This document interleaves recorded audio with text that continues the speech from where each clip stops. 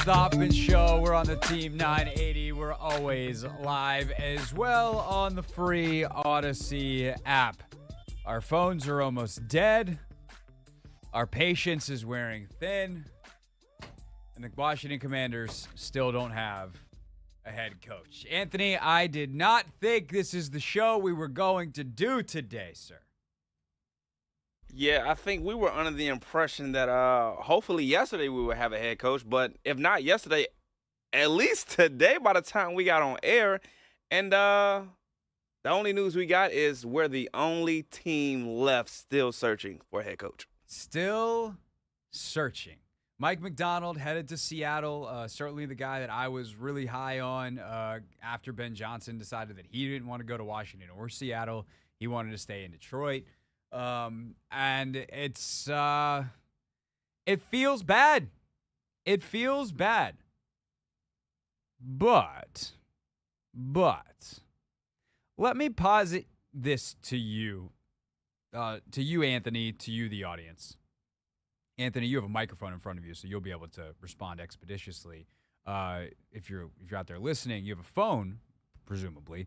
And you can call me and tell me that I'm wrong at 301-230-0980 or say thank you for talking you off the ledge. If Washington hires Dan Quinn or Anthony Weaver, we should evaluate that decision as is. In other words, we should evaluate it as if they hired them first. That if after the season they went through their process and they were outside of the Patriots, who had apparently done their process before last season and put something in Gerard Mayo's contract. If they had 2 weeks ago hired Dan Quinn, hire Adam Peters, immediately do the interviews. Quinn gets knocked out of the playoffs. They go interview. They're like, this dude's awesome. And they hire Dan Quinn. They still would have hired Dan Quinn. Whether they hired Dan Quinn today, tomorrow, or 2 weeks ago, they still hired the same guy. And I think that needs to be the perspective here. This process feels bad because it doesn't feel like Washington is in control. And I think that reality is just kind of how pro sports goes sometimes. Like, there is just the nature that these are grown folks making adult decisions about their lives, and not everything's going to go with the timeline of fans and of our rooting interests, whether that is the fans like who are on the side of the team or the media wanting to have resolution. But at the end of the day, we went into this hiring cycle. I don't say we, because everyone had their lists, and some people hated Dan Quinn and the thought of Dan Quinn before the season ended, nevertheless, what happened in that playoff game. But Dan Quinn, I think, like universal rankings, was seen as one of the top 3 candidates for sure in this cycle. Well, the top candidate, Ben Johnson, the universal top candidate, took himself out. He was not an option for anyone. Raheem Morris, I think, was considered right there. Atlanta got him. Good job, Atlanta. They decided to not wait for the potential home run in Johnson or Macdonald, and they were super thorough. They interviewed 15 people and were like, you know what? We know Raheem. He was our interim. He was here under Dan Quinn. We know him. We like him. He's our guy. We're bringing Raheem in. Sucks for Washington, but they decided to wait. And if they wind up with DQ, with Dan Quinn, and he was seen going into the process as the third best guy or a top 3 guy in some order, people should still be psyched about that. That's good, even if the process feels bad. It'd be like, if, I don't know, something, I needed to think of a better analogy before trying to make an analogy. But like something good happened to you and the way it happened wasn't the way you thought. You win the lottery, but you're stressed because you lost the ticket for a second. I don't know, something like that. You misread the ticket. Point is, who they hire is the most important thing. This is all theater right now. None of this matters as long as they hire the right person. And frankly, we're not going to know this for 3 years, 5 years. And that is the way the NFL goes. But to hear the Rivera 2.0 stuff when he just as easily could be Pete Carroll 2.0, to hear some of the criticisms of Dan Quinn when people, I think, are just lashing out because they wanted Johnson or Macdonald, or they wanted someone young, and this isn't the optimal. And I'm not saying it's optimal. I like the other candidates better too. But don't take that out on Dan Quinn before he's hired, and then don't take it out on Dan Quinn when he's hired. Judge him for what he is, not how he got here. That would be my spiel, Anthony. Yeah, I mean, my only pushback would be, just like Atlanta, they chose not to wait. They chose not to go for the home run hitter.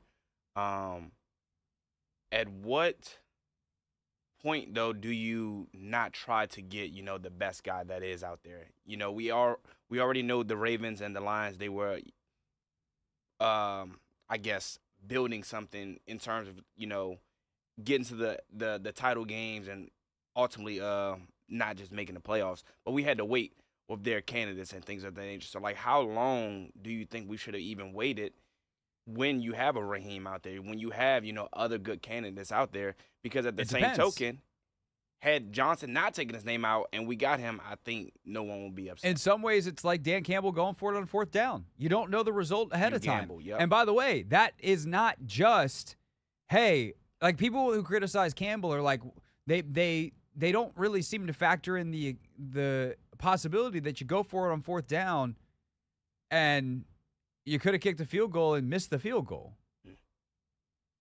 Like, that's a part of it. So you go for what seems like the aggressive option. It doesn't work out. Well, you could have gone for the conservative option, and, they don't interview as many people, and Raheem's their guy, and Raheem's like, oh, I know Atlanta. I want to go back to Atlanta.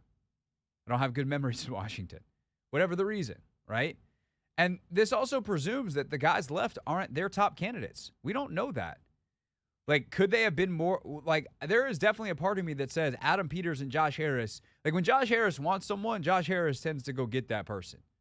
And so if all of a sudden he thought Mike Macdonald was the dude, I don't know that Mike Macdonald gets on that plane to Seattle. Maybe Macdonald likes Seattle better because he's a defense guy and he likes their defensive personnel better than here, and he's thinking short-term, not long-term. He doesn't care as much about the number 2 pick. He cares about having Devin Witherspoon. And if that's the case, he made the right choice for him. Good for him. But I think Anthony Weaver is a fascinating candidate. I was reading up on him a little bit more before the show. I like Anthony Weaver a lot. I like Dan Quinn a lot. I like Aaron Glenn less, but I don't dislike Aaron Glenn. And so that was true yesterday. That was true 3 weeks ago. It's true today. It just feels worse when you don't have the power. And Washington, because of how this has gone down, like, they have the power over these candidates, but it feels like people picked other stuff. And so you feel the pain of rejection when realistically maybe DQ was the guy the whole time and Washington just had to kind of play out the process. Maybe Mike Macdonald got on that plane because Dan Quinn and the Commanders have been in contract negotiations for 24 hours. We don't know. That's the other thing about this. We just don't know because this organization now doesn't leak anything, which is kind of cool, but also kind of terrible. As a member of the media, I would like to know stuff. 301-230-0980. Phone calls coming. We will get to you on the Ace Law listener line next.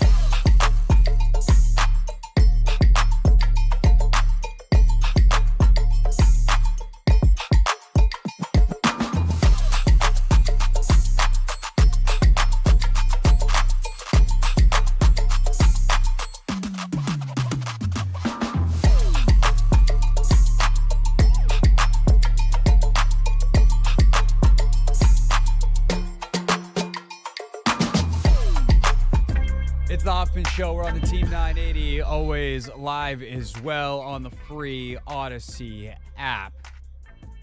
We'll learn a little bit more about Dan Quinn and what he was like as a head coach in Atlanta coming up at 5 o'clock for Not My Beat. D. Orlando Ledbetter has covered the Falcons forever for the Atlanta Journal-Constitution. Will be our guest, so excited for that. Right now, though, taking your calls, 301-230-0980. And let's go to DH, who was so good yesterday with us. DH, get us started today, man. How are you? Hey, man, I'm going to try to see if I can follow up from yesterday, man, but I'm doing great. How are you, man? I'm good, bro. I'm good. Hey, so this coaching search has kind of brought me to this kind of analogy. It's like going to the grocery store hungry with a lot of options, and because you don't know what you want, you start picking it and looking at different things. But then what happens is quickly it turns from a grocery store to a fruit stand, and you have limited options left. But I think now the way the Commanders are going to try to play this is that, you know what, I like apples anyway. So I didn't need all those options. I needed just this one singular thing. I think what they're doing right now is playing the field, man. It's a new regime. It's a different era. Maybe they didn't have an idea of who they wanted, but you got to run the process. You got to run the gamut. If these teams are playing this late into the season, they have some good coaches. So you want to interview those guys. Maybe they don't want to commit 6 years to Mike McDaniel, to Mike Macdonald. Maybe they don't want somebody who's already been a head coach. Maybe they do want somebody who's been a head coach. Maybe they want a different scheme. Maybe they want this. Maybe they want that. But the thing about it is, just like you said before the break, us fans don't have an idea. Okay, this new regime has brought all the Flex Seal and has covered up all the leaks previously from the last regime, and there's nothing getting out. We don't know. So the same way, like I said yesterday, man, and this is true. We have to trust the process, because let me tell you what, when Josh Harris gets up later this week and announces their coach, they're gonna make you believe like this is the guy from day one, and you're not gonna think that it was a last minute. Oh, we got to make sure we get this guy because we don't have anybody. No, they're gonna make you believe that this is the guy from day one, and just like you said, we have to give it some time. So regardless of who it is, whether they let you and me coach, they got to give us time to give us to allow the team to rebuild and to get our scheme in there and just let it roll how they're gonna do it. But hey, man, we gotta trust the process at this point, because at this point, that's all we got left to do, man. Right. No, I appreciate it. And DH, if they want to pay us to coach, I don't know what job you have and what you make, but that would be a raise for me. So I am available immediately.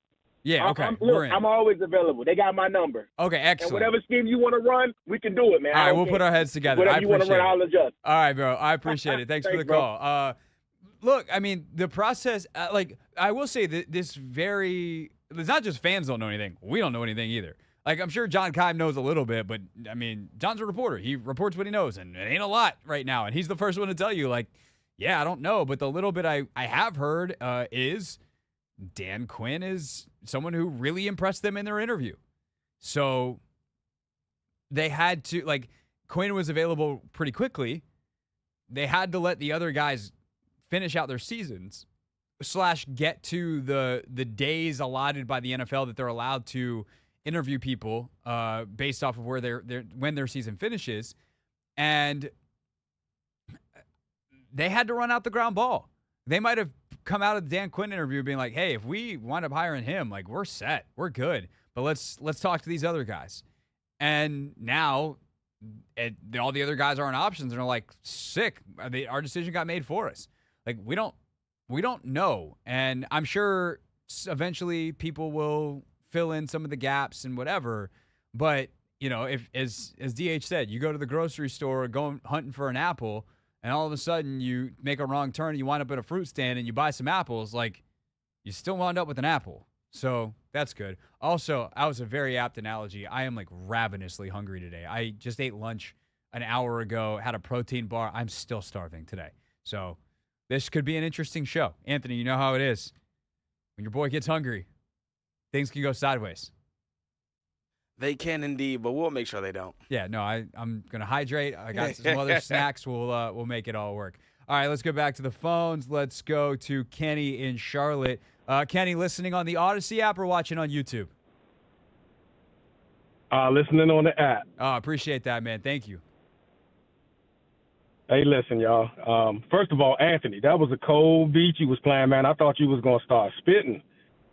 I loved it. Anthony currently has his mouth full. After I just said I'm hungry, Anthony currently has his mouth full of food, just rubbing it in over there, so he is unable to talk. Don't you dare. If you crack that mic with your mouth full right now, Haney, I am not only going to fine you the 5 points to put our lunch on that board right now, I'm going to fine you another 100 points, so you have to buy 2 lunches. All right, I'm done. All right, you're done chewing. All right, anyway, Kenny, hit us with where you're at on where we're at with the coaching search. Oh my gosh! Like I was telling Anthony earlier, I think I'm dealing with fear versus facts, right? So, and I think I'm super influenced by fear because I've seen this team. I was raised when they were the Redskins. I'm talking about 82, 87, 91, 99. You know, I've seen it all, and I really feel like when we found out what happened yesterday with Ben Johnson, and then today what's happening with Mike Macdonald, I immediately just thought sabotage. Is this the ghost of Dan Snyder, or is this some league NFL sabotage or some axe that they still have to grind with us? Like, since when does everybody want to be loyal to their team now when they have great opportunities, considering all of the perks that you get coming into this franchise with the cap space, with the number 2 pick? That's the fear part of it, right? But the facts is that I can't be afraid of a so-called retread in Dan Quinn when you got people like Tony Dungy, retread, Super Bowl. Yeah. You got Pete Carroll, retread, Super Bowl. Bill Parcells, Bill Belichick, Andy Reid. The list goes on and on. These so-called retreads did it right the second time and won Super Bowl. So y'all tell me, should I lean to more towards fear or facts? Yeah, no, I appreciate the call, Kenny. I'm always going to say facts. Like, operating from a place of fear is how you get in trouble, because it clouds you and tends to push you towards, and I don't mean this in a political sense, I mean this in a more general sense. It tends to push you in a more conservative, straightforward line of thinking, right? So it's like, if we just have the simple solution, even though that solution's been tried 1,000 times and hasn't worked, but it sounds good, so you go for it instead of thinking with clarity and being innovative and being like, no. And sometimes being innovative is doing something that feels obvious or it doesn't feel innovative. Like, everyone right now is searching for the young hotshot coach, so maybe the actual innovative thing is to go with the retread. I'm not always like, hey, zig when everyone else zags, because sometimes there's a reason everyone is zigging or zagging, whichever one I needed to make that analogy work. But I do think that there is a huge proverbial profit to be made by looking at where markets are inefficient as a general principle, whatever the market is, a coaching market, a schematic market, whatever. Like, doing the things that everyone else is not is a good way to operate often, because that means you can have a weakness.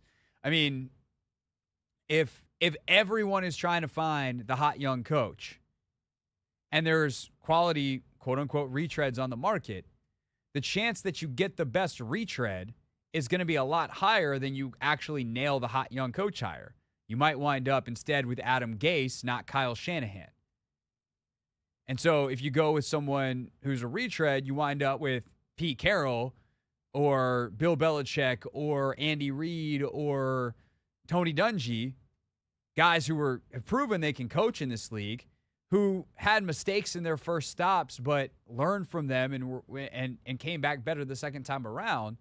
Well, everyone else is searching in the pool of candidates that has never done it before, and they might get it right.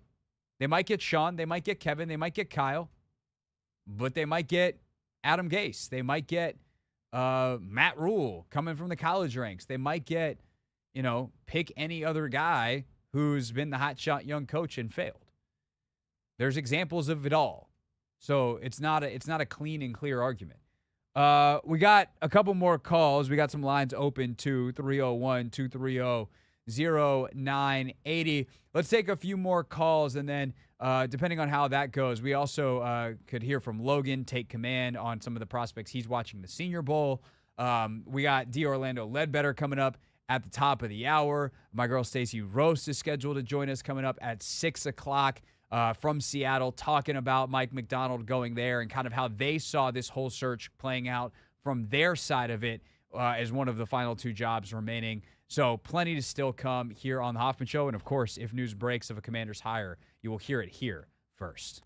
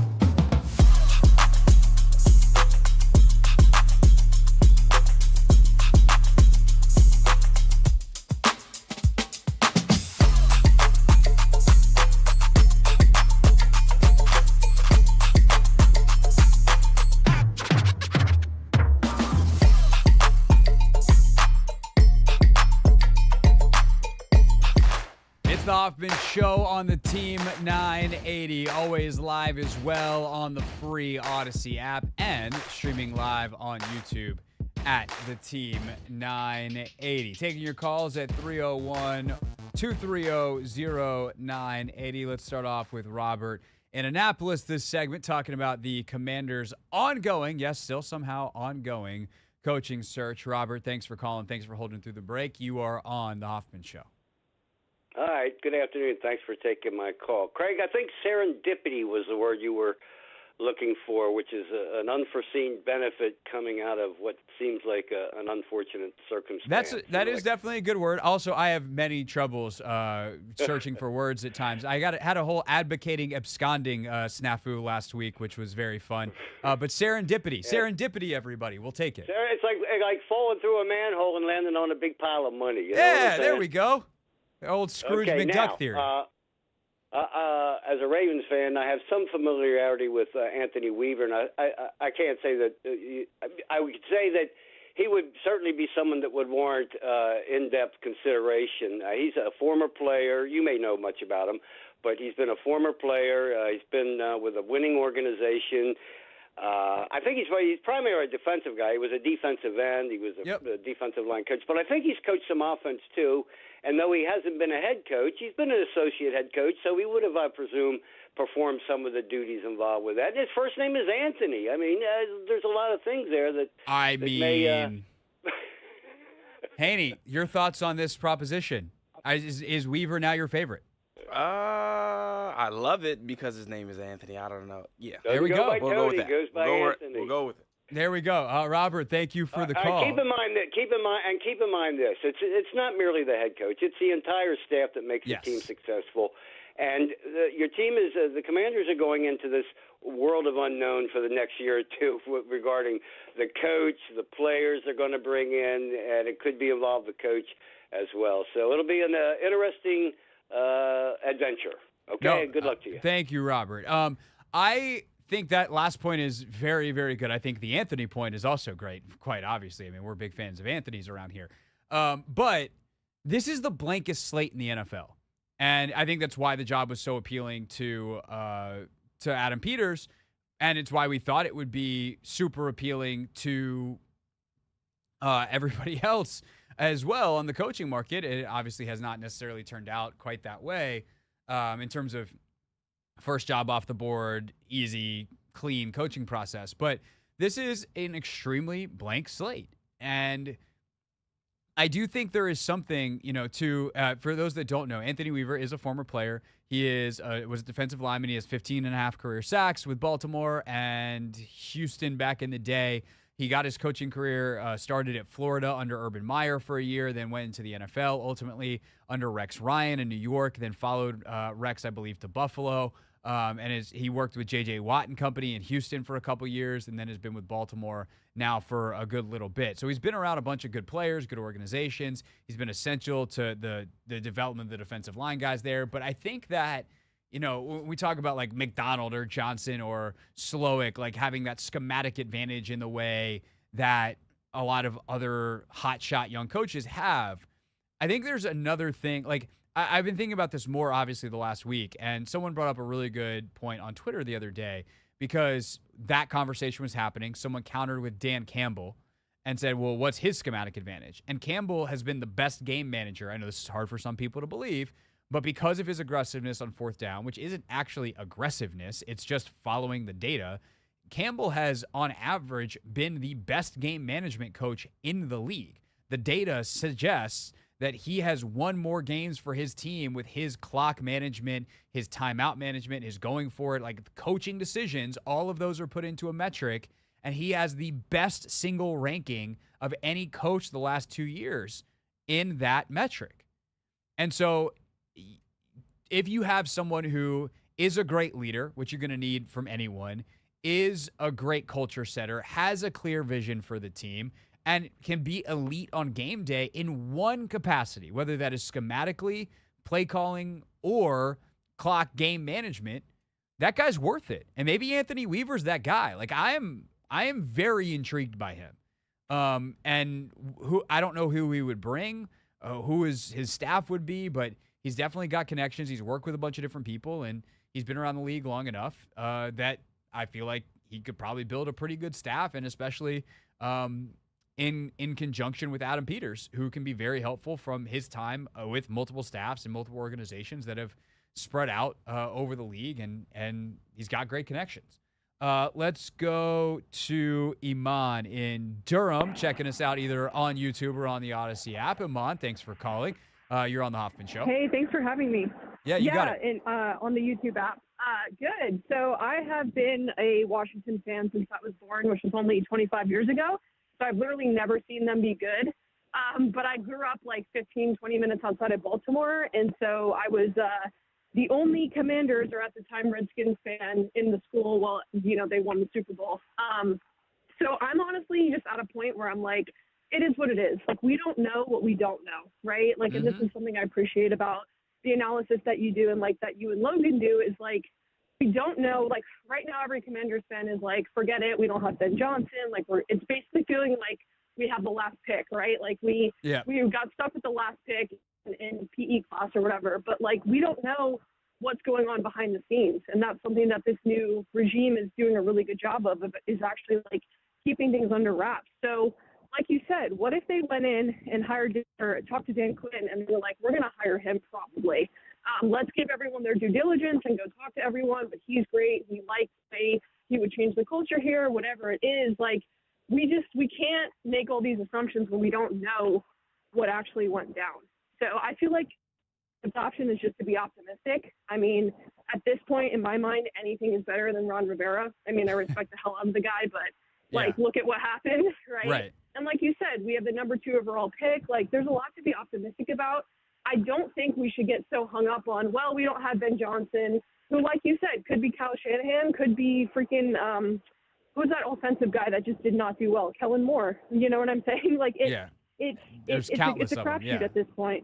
Right. Yeah, exactly. And it's so all I about. don't think there's any point in getting all frustrated for no reason. No, Amon, I appreciate that call a lot. Thank you, and thanks for listening to Take a Man with me and Logan as well. I think that there's a political podcast I listened to had a great line years ago as they were talking about a whole bunch of stuff and policies that they thought were bad and whatever. And it's just like, will Congress do this? To which the answer is always no. But the point was there are no bonus points for pessimism. Like if you are coming at something from an activist, from a fan, something that is emotionally charged, there are no bonus points for pessimism. Now, and I've always loved that phrase because it's so easy to get down. I will also say, as a pragmatist, there's no bonus points for optimism either. That's blowing things out of proportion. There's no like, hey, everything's going to be fine all the time. Like, really the best place to live is reality, which is, okay, let's take the emotions out of it for a second. Let's take a deep breath. Where are we right now? Ben Johnson took himself out. Okay? That one feels like it hurts based off what we thought of what he is. Macdonald goes to Seattle. That one hurts because he seems to be really, really sharp. Everyone else is still on the table except for Raheem Morris, who we've known has been out for a week. And we've said all along that, at least on this show, I've said, I won't take, Anthony, I won't rope you into this, but I think you agree with me on this. We've said this is an extremely strong field of candidates. Well, the cool thing about a strong field is if you get the quote-unquote last pick, you're still picking from someone awesome. So, and what they do. Here's the other thing, like someone like Kellen Moore, who was supposed to be, like Kellen Moore didn't even make it to be the head coach, right? He was the hotshot candidate in Dallas a couple years ago. He lasted 1 year with Justin Herbert in L.A., and then now he's going to go to Philly. And by the way, I don't love that fit in Philly. Now, I might look like a total boob a year from now if it works out. Wouldn't be the first time. Won't be the last. I've also gotten a lot of stuff right over the years. That's the nature of talking into microphones for 3 hours a day and a couple extra podcasts and yada, yada, right? But Kellen Moore, if he goes and tries to run a pass-happy offense with Jalen Hurts, I don't think it's going to go great. It's about fit. So if Dan Quinn winds up being the guy, it'd be cool if Dan Campbell came here. I would love that. Dan Quinn comes here, and he finds his muse in the number 2 pick, and he finds a great OC who hires a great QB coach and a great tight end coach, and they have a good staff, and they have some sustainability over time. They'll be here a long time. And maybe eventually it runs its course in the same way that it did with Pete Carroll in Seattle. But if it runs its course with a couple of Super Bowl appearances, then sweet. And we talk about some of the retreads, quote unquote, that have worked. And I had someone point out this to me on YouTube today and talk about some more of the YouTube thoughts and never read the comments coming up at 5:30. But, Pete Carroll at work because he found Russell Wilson. Bill Belichick worked because he found Tom Brady. You tell me the great coach in NFL history that doesn't have a great quarterback that has sustained it over time. Right now, it feels like that's Kyle Shanahan if he can go win a Super Bowl next Sunday, and he's doing it with Brock Purdy, Mr. Irrelevant. But, in hindsight, we don't look at what the Rams did or the Cardinals did with Kurt Warner as they did it with an undrafted guy. No, we look at it as Kurt Warner, the Hall of Famer. Sometimes guys late work out. So if Brock Purdy's the guy, like maybe we look back and it's like, damn, Kyle gets credit for finding a Hall of Famer in the last pick of the draft with John Lynch and Adam Peters. Of course you need great players. No coach is succeeding with not great players. My question is, what do you get out of those players? And how long can you get it out of them? And how well does your GM manage the roster to continue to give you great players? Those are the questions that will determine success. And I think Dan Quinn and Anthony Weaver seem like guys, and there are others as well. And by the way, even though he's not my cup of tea for this job, Eric Bieniemy has gotten greatness out of some of the best players in the history of the sport. He's helped Patrick Mahomes be Patrick Mahomes. He helped Adrian Peterson be Adrian Peterson. Maybe that winds up being the guy, and whoever they drafted to has that strain of greatness in them that they can take the coaching from someone like Bieniemy and make it work. Who knows? We don't yet. And beating yourself up and calling everything a disastrous failure and just thinking it's all going to go to you know what before any of it even begins is, to me, a waste of negative energy. Don't need that in your life. Put a smile on your face. Be optimistic. That's a good message from Ahmad. All right, we got a couple more calls. We will get to you if you're on hold.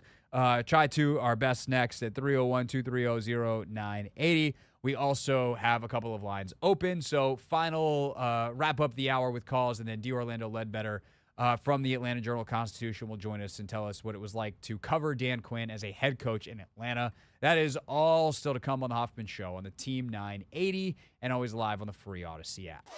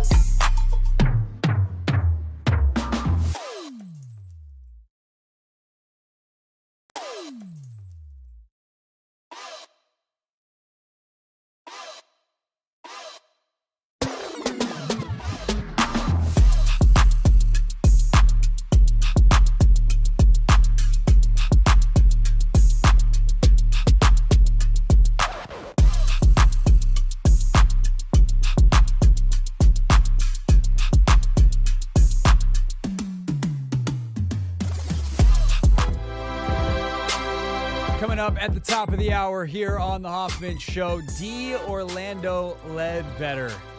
Been covering the Atlanta Falcons as long as I can remember for the Atlanta Journal-Constitution, and he covered Dan Quinn as a head coach. He'll give his perspective on that, as Quinn is one of the finalists for the Commanders' head coaching job. And obviously, we think he's maybe the favorite with Mike Macdonald headed to Seattle. We'll get the Seattle side of things coming up at 6 o'clock with Stacey Roast, of course, unless the Commanders make a hire, and then we'll focus on that. Stacey is someone who is literally wrapping up her radio show in Seattle right now, certainly understands how that goes. Never read the comments planned for 5:30. Dave Johnson, 6:15. And we'll continue to take your calls sprinkled in as well at 301-230-0980. Let's keep it rolling with Sanford. Sanford, thanks for calling on that Ace Law listener line. You're up with your thoughts on where the Commanders should go from here. Hi, Craig. Thanks for taking my call. You got it. Hey, my point is we're down to 3 finalists that you mentioned. I like Anthony Weaver. I think he would be a good choice. My frustration is make a decision. You're down to the final 3. Make a decision. I mean, what are you doing? That's my point. Is just make a decision and move on. Well, the thing is, we don't know if they have, and like contract negotiations can be tricky as well. So they might be working through some details there. Like we don't know at this time whether they made a decision or not. The reason why I said I watched Adam Schefter a few minutes ago, and he was talking, saying that it seemed like he was talking for the Commanders, saying stuff like, "Well, there's no rush. We have time. We nobody else. We're not competing with anybody else now. So why should we rush?" I hope that's not their philosophy right now. The way he put that, because that's to me is not. It's very frustrating. I mean, make a decision, move on. Well, I do think there's a reason to not be too nonchalant with it, but I'm curious why you think. Like, why are you so concerned about the timing now that you're not competing with anyone else for a head coach? Because Adam's correct. I think because the assistants, because you have to hire other assistants. A lot of them are drying up, are being hired. Excuse me. So as long as you do this, you won't get a choice of to me, a decent offensive coordinator, a defensive coordinator, so forth. Right. I at least want to be able to get a good candidate for that. No, I hear you on that, and that is the correct answer. I think as long as people are not hurrying for the sake of hurrying, and they understand that there is work to be done. And Sanford, I appreciate the call. Thank you. Then I get it. I will also say this though, to perhaps quell some of that potential anxiety. These candidates went in to the process saying, this is who I want as my OC, right? For instance, for Weaver and Quinn and Aaron Glenn, like these guys have mentally put together a staff. Now, is that 100% sure that it's done? Not necessarily. And especially if it's like, what if Anthony Weaver was really impressed with I know they beat the brakes off him, but what if he watched Miami and was just like, you know who I want? I want Frank Smith. I want the OC in Miami, someone that I'm stunned did not get more head coaching looks and is probably going to stay in Miami as the OC. But what if he's like, hey, Frank, you want to come up here and call plays? Dan Quinn could certainly make that call, right? Frank Smith is off of this tree, and they might have actually worked together in Atlanta. I think that was Chicago. Frank Smith was Logan's tight ends coach at one point. Dan Quinn was his head coach at one point. They're all a part of the Shanahan tree, or have relations in that Shanahan tree. So maybe Frank Smith winds up being the OC here because Dan could give him play calling duties, and he's not going to get that in Miami because Mike calls the plays. Maybe that's up the sleeve. Point would be that a lot of these things might be not done because they take time to get the contract details figured out and all that kind of stuff. But the conversations have happened and they're ongoing. It's like, hey, if I get this job, I want you to come be my OC. And typically, if you're having that conversation, that you're giving that person a raise that they're not going to turn down, and a promotion they're not going to turn down. So yes, could they also get the same call from someone else and you lose out? Yeah, there is a competitive marketplace. I'm not dismissing that as a zero, but I don't think it's quite as intense, perhaps, as people want. Anthony, 1, 2, or 3? Three. Okay. Let's go to Reggie. Reggie, thanks for calling. You're on the Hoffman Show. Hey, gentlemen.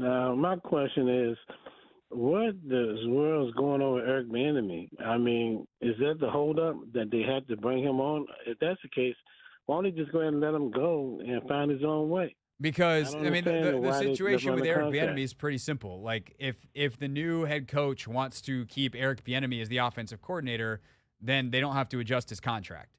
And if he doesn't, then they'll let him go. And I would imagine along this process, perhaps, that if other teams were interested in Eric and reached out, they might have let him go interview. But it doesn't seem to be a big Eric Bieniemy market, which I think is interesting.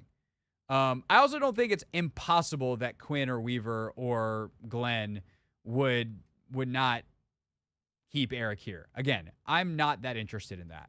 And I would assume that Josh Harris and Adam Peters and, there would be discussions about that involve the front office and involve what intel do you have on what happened last year, perhaps some conversations with players. You don't want players deciding a coach, but you want to understand what happened and what went wrong here.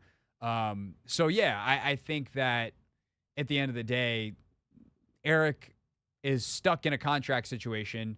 Maybe they're really psyched about him as a potential head coach candidate. Maybe, I don't know, but it certainly seems like it's just a matter of let's keep him around because we have him under contract and he could be helpful.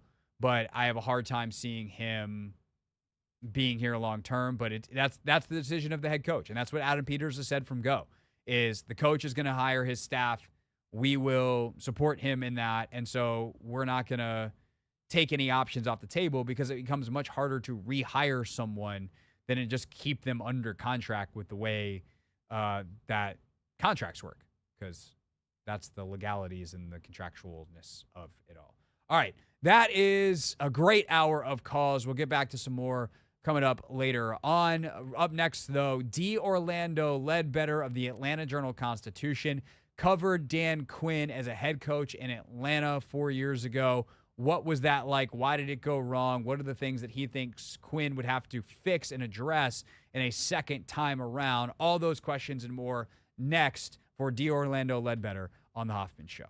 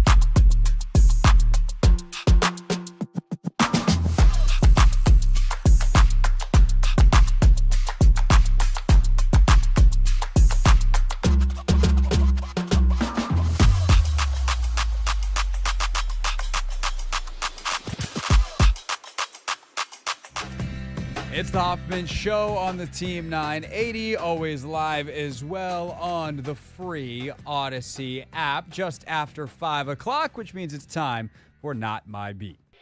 Today's top story from the perspective of someone who's there. You are looking live. This just in. Not My Beat. Today's guest is a longtime journalist covering the Atlanta Falcons for the Atlanta Journal-Constitution, one of the best pro football writers in America. It is the Orlando Ledbetter. What's up, man? How are you? Appreciate you.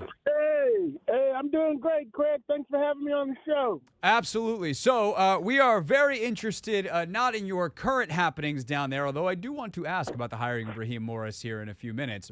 But, D, I would first like to ask you about what it was like covering Dan Quinn as a head coach and what you make of him as a candidate, because suddenly he looks like a very, very big possibility to be the next head coach here in Washington with the news of the last 48 hours on other guys who will not be. Yeah, Coach Dan came in here after Mike Smith was the winners coach in Falcons history. Didn't take a lot of work to get there, but he did it. And then Quinn was, got off to a great start. Really streaky his teams over the course of the 5+ years, but got to the Super Bowl in the second year with Kyle Shanahan dialing up the plays with the 7th-ranked offense in the league, 3rd-ranked of all-time yards, made Matt Ryan MVP, had a young defense that looked like they was going to be going back to that game for years to come. But the young defense started getting hurt. The draft started going down, and free agency started to hit. And so that team fell apart a little bit quicker than they had anticipated, and he got fired 5 games into the 2020 season. So that's the timeline, and I'm curious kind of how folks down there and how you as someone who was there covering it kind of split up the blame/credit pie, because I think from the outside it's very easy to look at that Super Bowl team and be like, well, that was really Kyle Shanahan. What credit does Kyle get? What credit does Dan get? And then what about after Kyle leaves? Like, what's the kind of blame pie between Dan and the front office and any other factors in the demise? Yeah, it's enough to go around. They made a decision not to hire Matt LaFleur, who was a quarterbacks coach under Shanahan, and went out and got Steve Sarkisian, who, had been a college coach, and, he's done pretty good since he went back to college. But he was not, he wasn't a pro play caller. He was calling jet sweeps on the 1-yard line and so forth. So that season ended in Philly with them trying to, they should have beat Philly. Nick Foles upset them. The Eagles going to win the Super Bowl. So they had a shot at 2 Super Bowls under Dan Quinn. Defensively, they started to get a little leaky as Deion Jones, Keanu O'Neal, and some of those guys started suffering injuries. Jalen Collins could never make it. He was a wasted second-round pick. But, yeah, all that promise of a young defense that Dan was constructing never came to fore. So that was his part in the demise of the Falcons. The Orlando Ledbetter, reporter for the Atlanta Journal-Constitution, covering the Falcons, with us here on the Hoffman Show. What kind of coach was Dan down there? Was he super hands-on? Was he more of a CEO type? And what do you think he would be, and how do you think he would change things in his second time around? Yeah, he was hands-on. He coached the defensive line. He was, he'd be out there with those guys moving around and so forth. Didn't do too much with the offense. But, yeah, he was he was more hands-on, with his approach and his communications and so forth that he was set forth. He set the tone. Raheem was his second lieutenant, and so was, Kyle. But, yeah, they were going to play hard. They were going to play physical. They were going to hit you. And, until they ran out of steam, they were lighting up the Brady and the Patriots, but they were on the field too long. So, that's the line that ran through all his teams that, hey, they're going to light you up. They get a hold of you. And then towards the end, he just didn't have the players that were that could fulfill his vision for attacking offenses. So when you look at he was 0-5 in that final year, so I guess it's probably pretty universal what the people were fine with him getting fired. But like as the years have gone on, are you surprised that he's back as a head coach candidate? Do you think it would take this long? Like, do you think he shouldn't be at all? Like, what do you personally, as someone who covered him, make of Dan Quinn, head coach candidate in 2024? Yeah, I thought he'd be in Seattle before now. I kind of felt once Carroll left, they would just sign him up, but that's apparently it's not happening. But yeah, I thought that he can go rehabilitate himself. He's still a leader of men. Put some, I know what happened this year in the playoffs, but he's put together a good defense down in Dallas. So yeah, he'll be a good candidate for this cycle and maybe the next couple because he's got experience. He's not guessing on what he's trying to do this time around. If he were to call you and say, hey, D, I respect your work. You've been covering this league a long time. You've covered a bunch of different coaches. You've seen success. You've seen failure. I got to understand what I did wrong in Atlanta so that I can be successful in my next spot. What would you tell him? You got to know a little bit more about the offense. So if you're up 28-3 in the Super Bowl, you shouldn't let the offensive coordinator throw the ball. I tell him that. Start off right there, and then I tell him, hey, get a good GM to help you pick the players. You had no business running the draft down here. So yeah, that's what I would tell him. Get you a good scouting guy to be the GM, and know enough on the offense to stop the play when you need to be running it with the lead in the Super Bowl. Yeah, that Super Bowl tends to loom large on the resume. And then I think where people get spooked too is they see what happened this year in the playoffs. Like, is that a freakish coincidence that two enormous games that his team has come up, or in Dallas's case, his side of the ball came up extremely short? Or do you think that's like a flaw in the wiring, something with him that in big moments he's actually not up for it? No, I think it was a personnel issue he was faced with. His best package was a dime package, so that's what he played. And, hey, if you're running a dime out there, people going to run on it. So that defense was built to attack people with the lead. When they didn't get the lead, they were left out on the island to get ran up and down the field on, and that's kind of what happened. So, you got to get some talent in there to where you can play a stout 4-3 or a stout, nickel where you could stop the run and play coverage. But, he had all them safeties in there that should have been, playing linebacker that they were a little too light in the pants. So it was pretty much a personnel issue with those guys. They went after it when they had the leads, but, when you had to get in a knockdown, drag out, with people running the ball, you just saw Aaron Jones hitting the corner on him every time repeatedly. So that's what happened in that game. No real big football thing there. Dear Orlando Ledbetter, reporter covering the Falcons at the Atlanta Journal-Constitution, is with us. All right, real quick on the way out here, the Raheem Morris hire. I think it's great for Atlanta. I think it's great that Raheem's getting another shot. And I thought it was great that they circled their guy and they went. They didn't wait for Ben Johnson or Mike Macdonald or any of these other guys. What was it like covering that process, and what did you make of it ending not only with Raheem, but when it ended with him, one of the first hires of the cycle? Yeah, what we wrote on January 11th that Bill Belichick was the owner's target, and that if they didn't get Bill Belichick, Raheem Morris was the next candidate. So we feel good about that reporting, and it made sense to us then and just now. Raheem's a head coach with experience. The other five guys that Arthur Blank hired were all assistants. Some of them no-name assistants that were coordinators. That came in here, and Mike Smith did a great job, but Jim Moore not so much, Bobby Petrino not so much.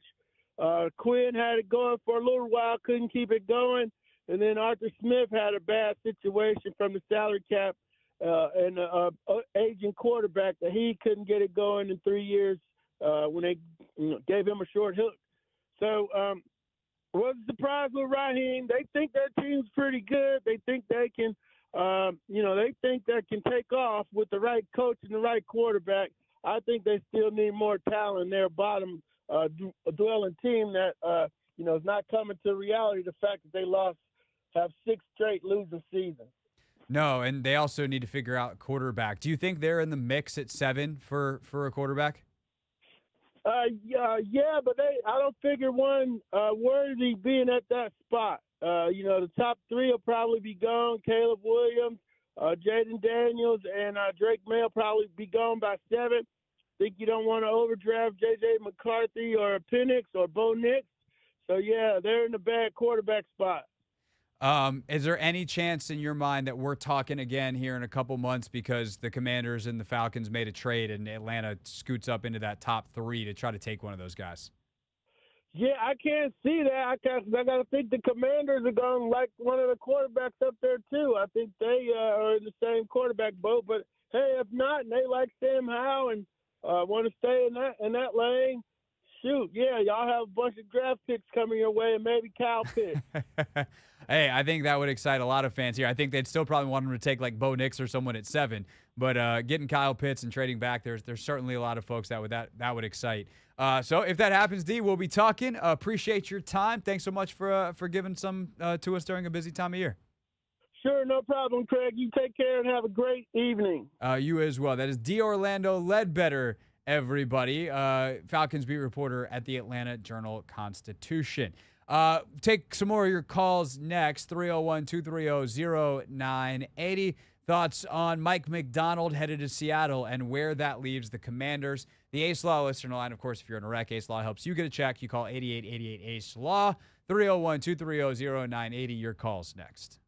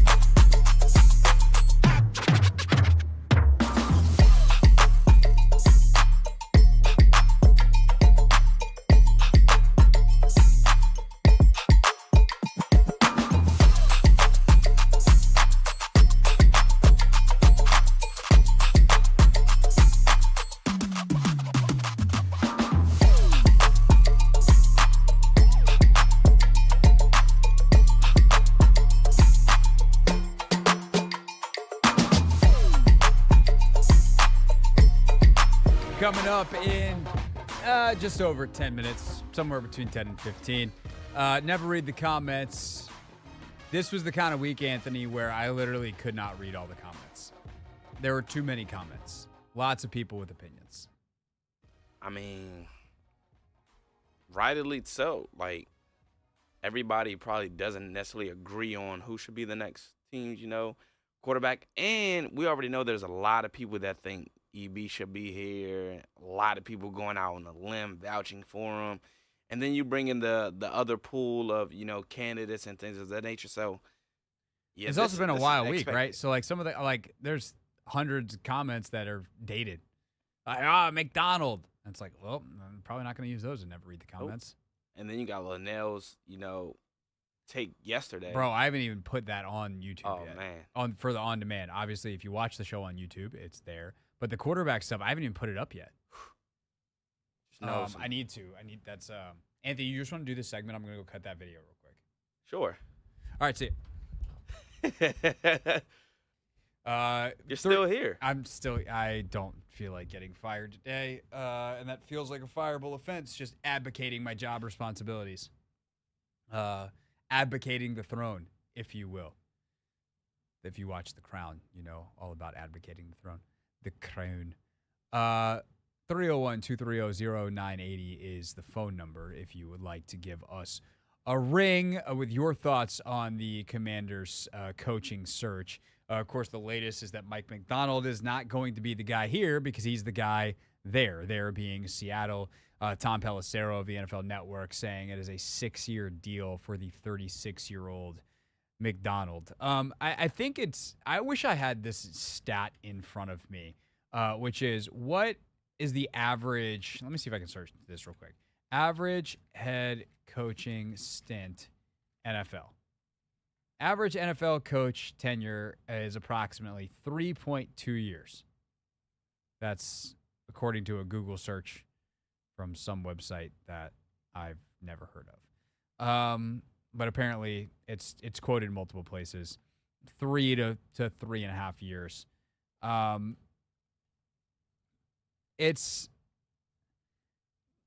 I think that's important to point out because somehow Dan Quinn has gotten like old and crusty. Dan Quinn is like 52 years old, 53 years old, I think. He's no older than his mid-50s. If he could coach for 15 years and be younger than Pete Carroll is right now, than Bill Belichick is. And I realized, well, hey, Belichick should have stopped 3 years ago. Okay, fine. If Dan Quinn is here 15 years and stops when Belichick should have, that would mean he did very, very well. So the idea that, like, he's old and crusty and needs to, all these young guys, like, that's not how this works. And, by the way, if he's bad, they'll fire him in 3 years and move on to someone else. And maybe they do go a different route then versus him now. But the idea that it's, like, to me, it's not really about age with Quinn. It's, did he learn the lessons and can he set up the staff compared to what he did in Atlanta? And obviously, as the Orlando Ledbetter just reminded us, like, he could have hired Matt LaFleur and instead he hired Steve Sarkisian. That was a miss. But there are guys off of the Shanahan tree that I think could become available. I mentioned Frank Smith from Miami. If he is interested in play calling duties, I think that if you look at a guy like Clint Kubiak, Gary's kid, is certainly someone who's an option as an offensive coordinator. And there's some other names that have been mentioned that I think are pretty interesting. You could bring Gary on as a senior advisor type. So there's a lot of different ways you could go about it and kind of tap into that Shanahan tree. But I think it's important to note that, like, Kyle and Dan have a good relationship. So if you get the Kyle Shanahan stamp of approval for Adam Peters, like, that's a pretty big stamp. By the same token, like, Anthony Weaver is super interesting as well. Anthony Weaver, former player, which is kind of the hot thing in the league right now. Albert Breer, remember, mentioned that yesterday, to Grant and Danny. He's got that associate head coach title. And I like the leadership type of stuff that he has. I'm pretty intrigued by. I was just looking up too. I was like, did Kubiak and Weaver cross? No, Weaver or Kubiak went to Denver when or by the time Weaver was in Houston as an assistant coach earlier on in his career. But certainly there's got to be some crossover there. And also, Kubiak was in Baltimore the 1 year in 2014. So long story short, like there's plenty of guys out there. And I think that it's important to remember often as fans is like, we don't know the next guy. Did we know when Matt LaFleur was super low level that he was going to be a head coach? Like sometimes, I think people figured out pretty quickly. Kyle's real smart. He was going to be a guy. Sean McVay, wonder kid, he was going to be a guy. I think Kevin O'Connell pretty early in his coaching career as he retired from playing, people were like, this guy's pretty sharp. Former quarterback, like this guy could be a head coach. But LaFleur or Mike McDaniel or pick your other assistant coach turned coach. I mean, do people think Dan Campbell was going to be seen as one of the best coaches in the NFL? No. So can you get someone who's a dynamic leader? And that is the thing that Adam Peters has said all along, right? We had some calls earlier. I've seen some comments that are like, oh, this guy, they need to go get a leader. Don't worry about all the other stuff. Like, well, if that's where you've landed now out of frustration that other guys that you wanted got turned down, congrats. You're on the same page that Adam Peters has been on all along. So I don't know who that guy is. I certainly know that Dan Quinn is a leader, that his players play hard as hell for him. I assume Anthony Weaver is a tremendous leader coming out of that Baltimore system. We know EB, there is something there about him as a leader. I don't know that everyone wants to follow him. And then Aaron Glenn is a super dynamic leader as well. I got some other questions about how he would manage a game and kind of his tactical acumen and stuff like that. But it was interesting listening to some, Sheehan was on Kimes' podcast, and I thought they had a great conversation.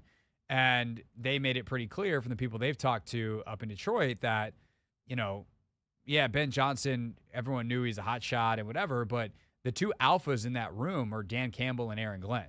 Like, Dan Campbell is the room. He doesn't own the room. He is the room. But if there's anyone that can come up second to him, it's Aaron Glenn.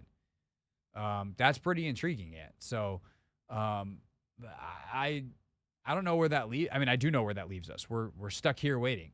But I think that the Commanders are in a better space than a lot of people realize if you're looking for a leader, because those are all great leaders as candidates remaining. Yeah, and I was just on Twitter browsing something, and it sort of also just points back to what one of the callers said about, the Commanders being sabotaged. Yeah. It's just like we don't get as lucky as we think we should. Yes, we got a new owner, but and yes, we got the GM about picking. But if things were perfect, and I think that's what Commanders fans are failing to realize, like, things aren't perfect, things are fluid, things are going to change over time, but they want us to, be able to get a Caleb Williams. They want us to be able to, go out here and land the best coach there is. They want us to go out here and get all the best players in the world and, hopefully get a Super Bowl or some of those of that magnitude. And you got to realize, we got to be patient. Patience is a virtue, and as you said, it's going to take 3 to 5 years to really, truly figure out if we've made the right coaching decision. And only time will tell. For sure. In 3 years, we could be like, wow, thank God that this happened. We could be like, oh, time to do another coaching search. Mm-hmm. And I realize that everyone's playing the likelihood game right now is in their mind based off what they know. I think that this guy's sucks and this guy's great, and so we should go with this. And people are doing it because they want to see the team win. And I get that, and that causes all kinds of that emotion is all over the place with that. But, at the end of the day, I I don't just say this because I have nothing else to say. I genuinely trust Adam Peters' judgment. If he is who we think he is, then I think that he'll make a good decision. And I think the other important thing is, like, Dan Quinn probably had a little too much power in Atlanta. He probably, like Ron did here, I think there's a lot of other differences between the two men that would lead Quinn to be more successful. But in Atlanta, like, as Orlando told us, like, like, you shouldn't be in the draft doing this stuff. You give Adam Peters what you need, and he'll go find it. And I think that difference in setup, it alone is a difference maker, and something that, Dan Quinn saw work well in Seattle with Pete and John Schneider. I mean, technically Pete actually had the control, but he never used it. He let Schneider do his job, the GM in Seattle, who's fantastic.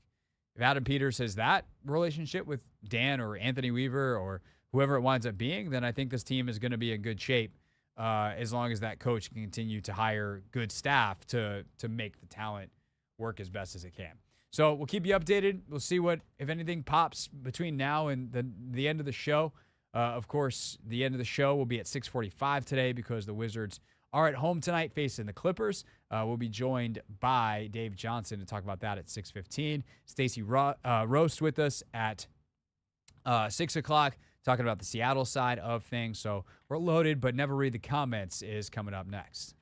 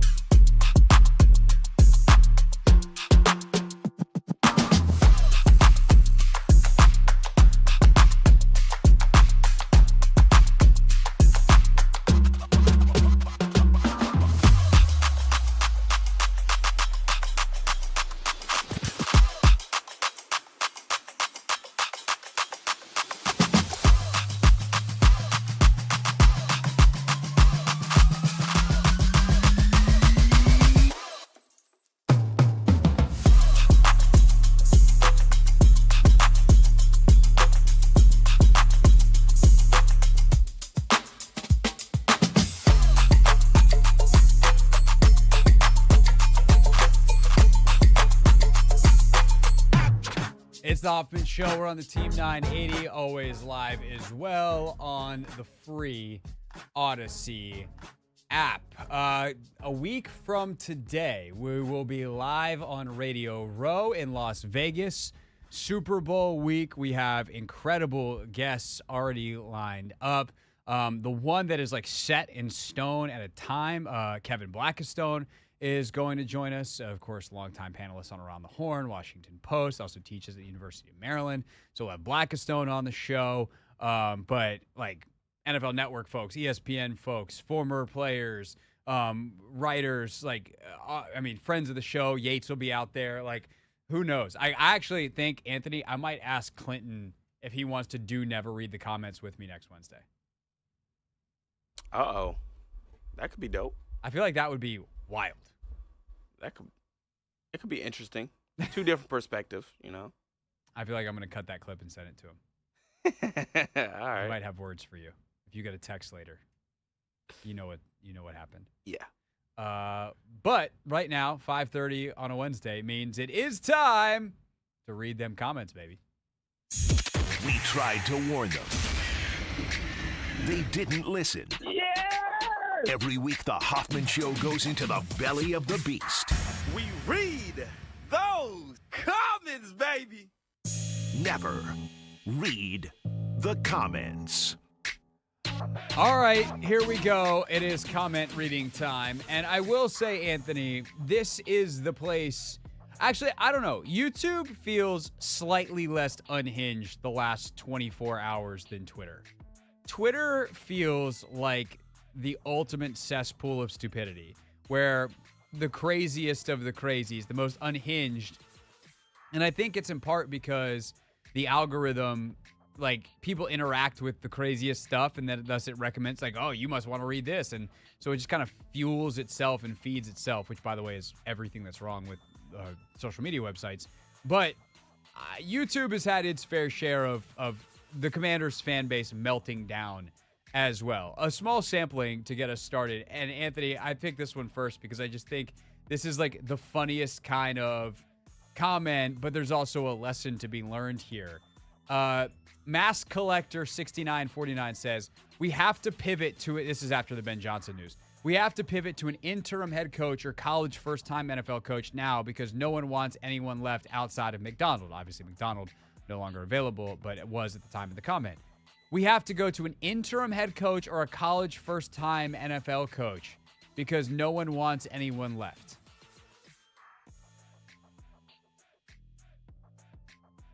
Yeah. It is. We are still an audio medium, Anthony. While you are making very funny faces. I'm scratching my head. Yeah, you are literally scratching your head. Because how do we get to this conclusion? I don't know. This is, to me, like the big actual lesson here, the thing is don't operate from a place of fear. When you get scared, you do stupid stuff. Like, say this on the internet. Luckily, I don't think the people running the Washington Commanders are scared. Luckily, I think that the people running the Commanders are professionals who know what they're doing and just fine will continue on with their lives and hire a good football coach. But like the idea that, hey, the top candidates, even if this was the case, right? Let's say you went in with a list of 1 through 5 and your top 3 are gone. Let's say your top 3 were Johnson, Macdonald, and Raheem Morris. You just go to candidate 4. You go to candidate 5 because you've said that these are the next best candidates. You don't be like, throw out the list! Go hire Kirby Smart. I mean, Kirby Smart's a heck of a football coach. That's probably not the best example, but I don't know that Kirby Smart works in the NFL, by the way. I think college guys that Kirby can yell at is kind of more of his speed, and the control factor in the NFL is a little bit different. Point is, you don't throw something out, or you don't be like, hire someone for a year and we'll try again next year. No, you don't do that. You do the best you can with what you have, and you make it work. Like, that's the league. Next man up. Next guy on the list. And again, we don't know that the guys that are available weren't the top ones on their list. But a lot of fans seem to. A lot of fans seem to have made that that conclusion. Barbie 5386 on Ben Johnson. If his reason is really because he had quote unquote unfinished business with the Lions, he should have let that be known from the jump. He wasted our time, period. I wanted to address this, and there was plenty of other comments about this. For the simple reason that I think people forget how time works. Because we in Washington have been waiting on this head coaching news since the season ended, right? So for us, it's been weeks. But the idea of unfinished business for Ben Johnson, like his business finished on Sunday. By noon on Tuesday, he let the Commanders know.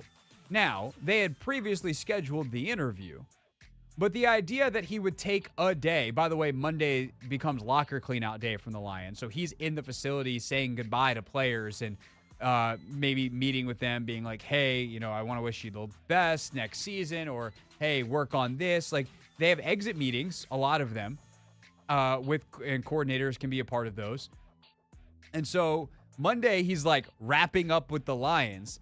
And then he gets home Tuesday night or Monday night, and he might be having second thoughts. And he's like, you know what? I really love it here. I really want to stay here. And all those guys I said goodbye to today, I'm not ready to say goodbye yet. And then he wakes up Tuesday. He talks with his agent in the morning. He's like, hey, I slept on it, and I actually don't want to do this. I want to stay. And by the time those conversations happen and they get the text off to Josh Harris and company, they're already on the plane.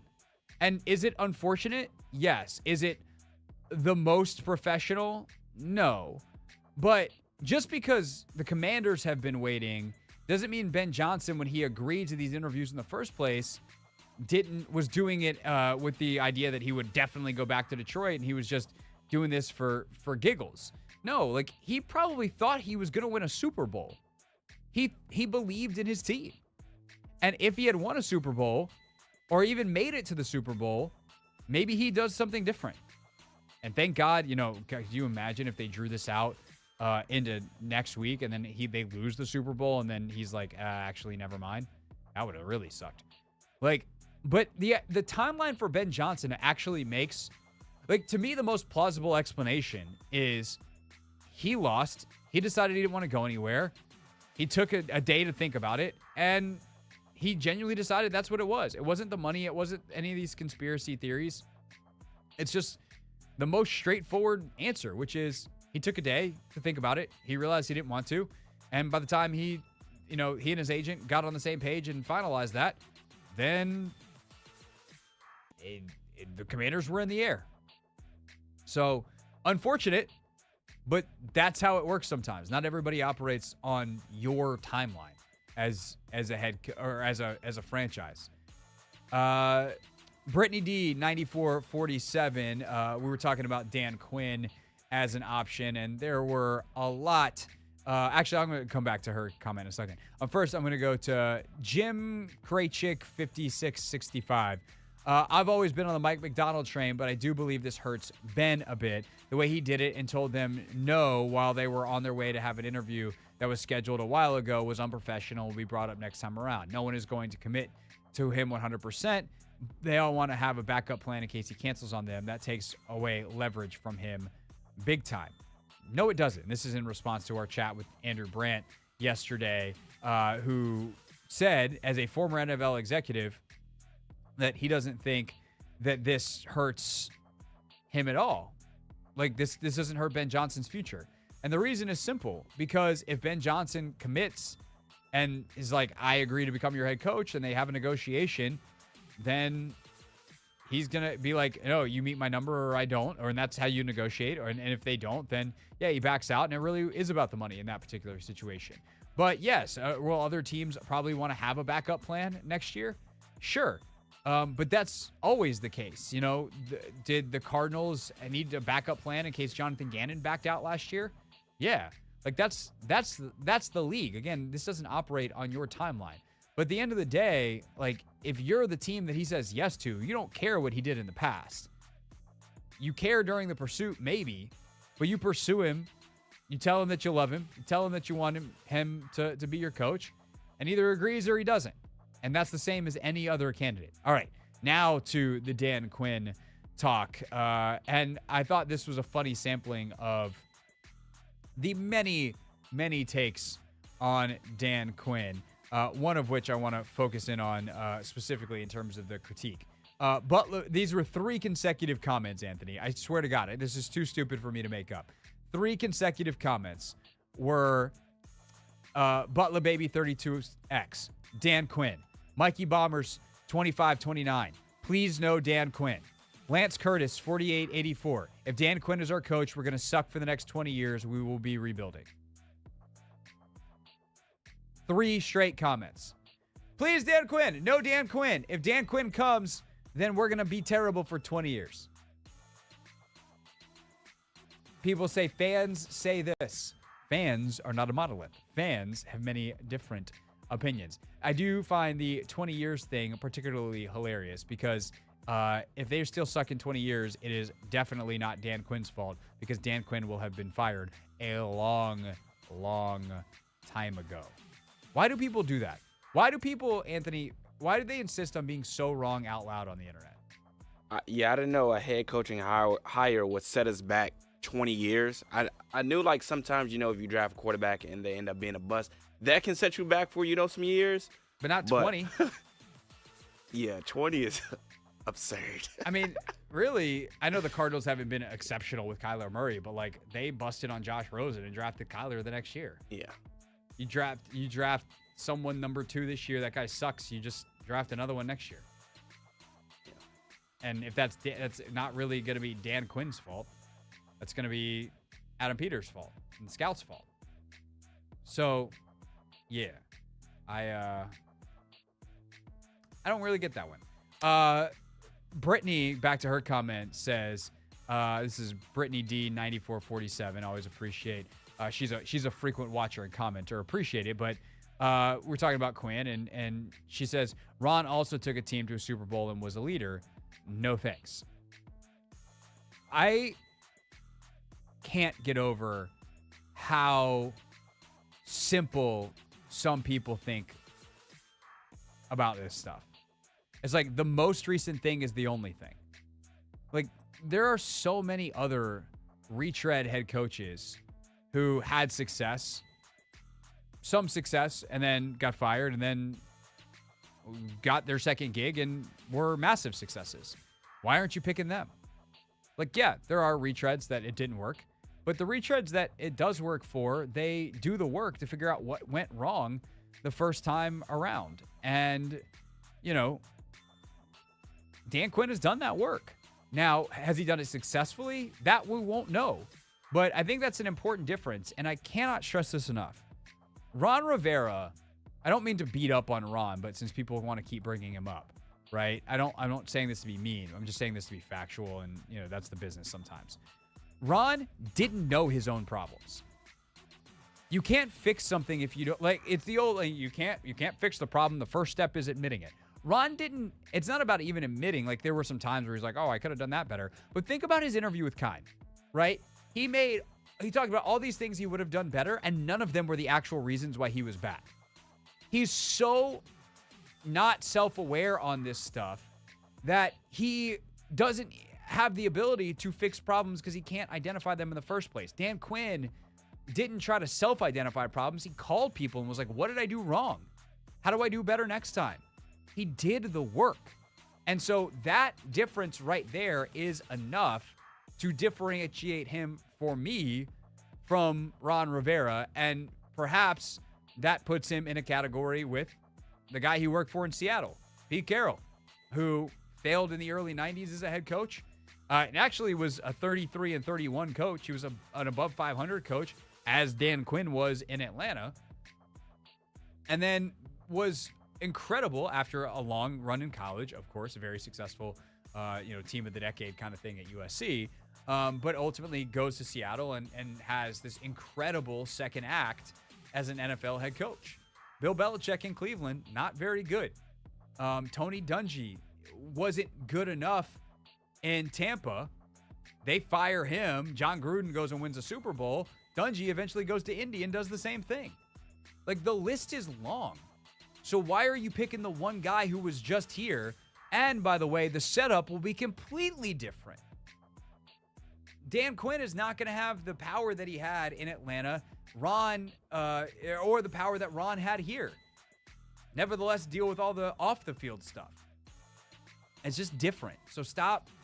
Like, he's not Ron Rivera 2.0. I'm not telling you that 100% means that he's going to be successful, but they're not the same people. They're not the same coach, even if some points on the resume are the same. Never read the comments here on the Hoffman Show. You can leave your comments at Craig Hoffman or at the Team 980. We got some from the Team 980. A lot of these videos, the on-demand content. If you miss any part of the show, go on YouTube at the Team 980 and at Craig Hoffman on YouTube, and of course the Hoffman Show podcast, on-demand audio, anytime, anywhere. Mr. Swervon says the biggest problem with Dan Quinn's defenses is they are small and get ran on. Works well when you're up on people and you can play fast and get to the quarterback, but as we've seen in Atlanta and Dallas, it's the same flaw. This is a flaw. This is a substantive critique of Dan Quinn, and it's one that I'm definitely interested in to see if he takes a look at the kind of butt whooping that he got at the hands of Matt LaFleur and his last game with the Cowboys, if indeed that is his last game with the Cowboys. And he goes, I think we can do something different. And by the way, he would be inheriting Duron and John. I would tend to think that he would build it a little bit differently. Now, maybe over time he works towards that, but, you know, at least in year one, he'd have Duron Payne, John Allen, and Jamin Davis. Big physical linebacker, not Deion Jones converted safety. He did have Bobby Wagner once upon a time. Can play, and I think that's the thing that's also underrated about Quinn is he's played different styles over the years. That cover 3 Seattle scheme was one of the best defenses ever, and he completely plays it differently now in Dallas. So what would he do? It would change with offenses. He clearly thinks about this stuff enough to adapt and evolve and not just try to do the same old thing year over year over year. And he's gotten the most out of a lot of personnel. Now, who the personnel is and how they want to build it, maybe that's a little different. Maybe that's something Peters influences. And he's like, look, we found in San Francisco and Denver and New England, big physical football players is what wins. And if he has that imparted to him and is like, we're going to be a bigger physical team. Hey, Dan, can you build a scheme around that? Hell yeah. I've been waiting for an opportunity like this. This is how I want to play. I mean, shoot, last year, remember when Tim Kalishaw was on with us? He said that, you know, they were sold that Mozzie Smith would be this big physical defensive tackle. And turns out he wasn't nearly as big as they thought he was. So maybe they were trying that last year and the scouts failed Dan Quinn. I don't know. I think it would be a pretty fascinating thing to follow here in DC if DQ gets the job. Eddie Jimenez, 3283, left this comment on one of our videos at the Team 980. Was Adam Peters too thorough? Did he wait too long to snatch up a coach, or was it ultimately our current roster? One thing that wasn't talked about as much in courting these candidates was our current roster. There's plenty of draw with new ownership, GM, cap space, and draft position, but maybe this was a team that these coaches didn't want to have to completely overhaul. Seattle was the 5th youngest team last year, while Washington was around middle of the pack. I'm really hoping for the best. Thanks for reading. Love the show. Thank you, Eddie, for the kind words. I think it's a great question. And I also wonder if it was a bad fit for the cycle. Because I think if you're an offensive head coach, you are more excited about the number 2 pick and the possibility of rebuilding and some of the talent that is here. Jahan, Terry, B-Rob, etc. Where defensively, if you are Mike Macdonald and you're comparing Devin Witherspoon and Reek Woolen and the guys in Seattle to here, you're probably a little less psyched. You're much more, I'm going to have to rebuild this thing from scratch as a defensive head coach. So considering the top candidates in this cycle were pretty much all defensive guys, especially once Johnson took his name out of it, I wonder if this job became less appealing to those candidates. But then again, they're still going to get a good candidate, and we just don't know who it is yet. So there's that. But I don't think there's such thing as being too thorough. You could drag your feet, you could make a mistake, but they wanted to interview the candidates that were playing championship weekend, and coming out of the Zoom interviews, that still felt like a good idea. And the only guy they really miss out on, I think from a timing standpoint, is Raheem Morris. I wonder what happened with Mike Macdonald, but Macdonald might have just picked a different, picked Seattle over Washington. He might have ultimately had offers for both, or told Washington, like, hey, Seattle's going to offer me, you're going to have to, if you want to make an offer, like, now's your time. And Washington was like, no, hey, we appreciate you, but we're good. And it might have been that Macdonald was more interested in Seattle because of the roster. I think that's a fair question. All right, last but not least, Anthony, we always try to end with a fun one. We had Cordell Woodland on before the AFC title game, and Space Jammer 1991, who's a Ravens fan, didn't really like Cordell's analysis of the title game coming down to whether or not the Chiefs or the Ravens could stop the Chiefs' running game.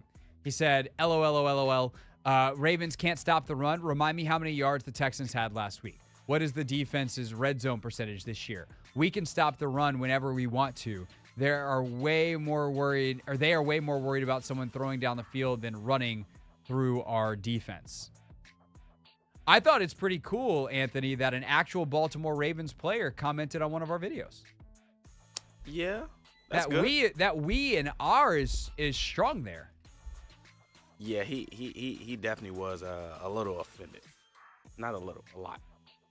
I thought it was funny because Cordell talked about how good the defense was in the analysis. Cordell actually found the video on YouTube and responded to this guy's comment. Oh, wow. Which was great. And he's like, you kind of need to listen better. And by the way, the Kansas City Chiefs rushed for 89 yards, which wasn't a great per carry average, but they did pick up key first downs on the ground, including to seal the game. Whoops. Ravens fans are special, man. What do I want to say about Ravens? I don't really have anything positive to say about them. Same. They're spoiled to an extent. They are spoiled to an They're extent.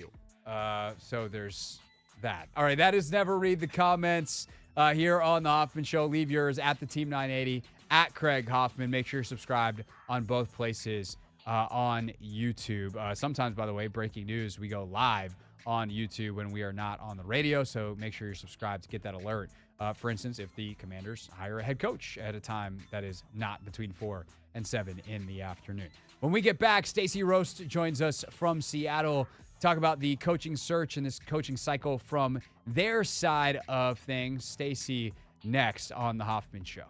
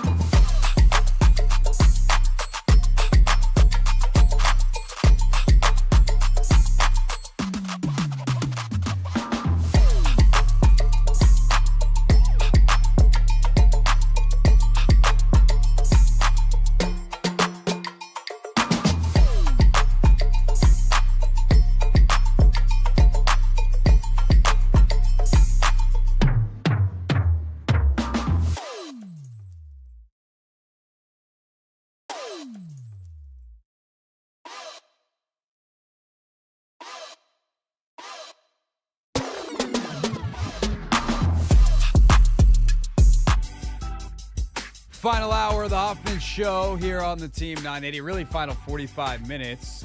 In about 15, we will head to the broadcast booth at Capital One Arena, where Dave Johnson is standing by ahead of Wizards and Clippers tonight. I will join Dave on the broadcast a little later this evening as well. So excited to talk some hoops with him. Of course, football, the story of the day, the offseason in full swing. Commanders still looking for a coach, and the man who many wanted, at least since yesterday when Ben Johnson announced he was going back to Detroit, is Mike Macdonald. Unfortunately for Commanders fans, he is headed to Seattle. We are also headed to Seattle to talk to a Seahawks insider who gets to celebrate the hiring of Mike Macdonald. That is my good friend Stacey Roast, 710 ESPN.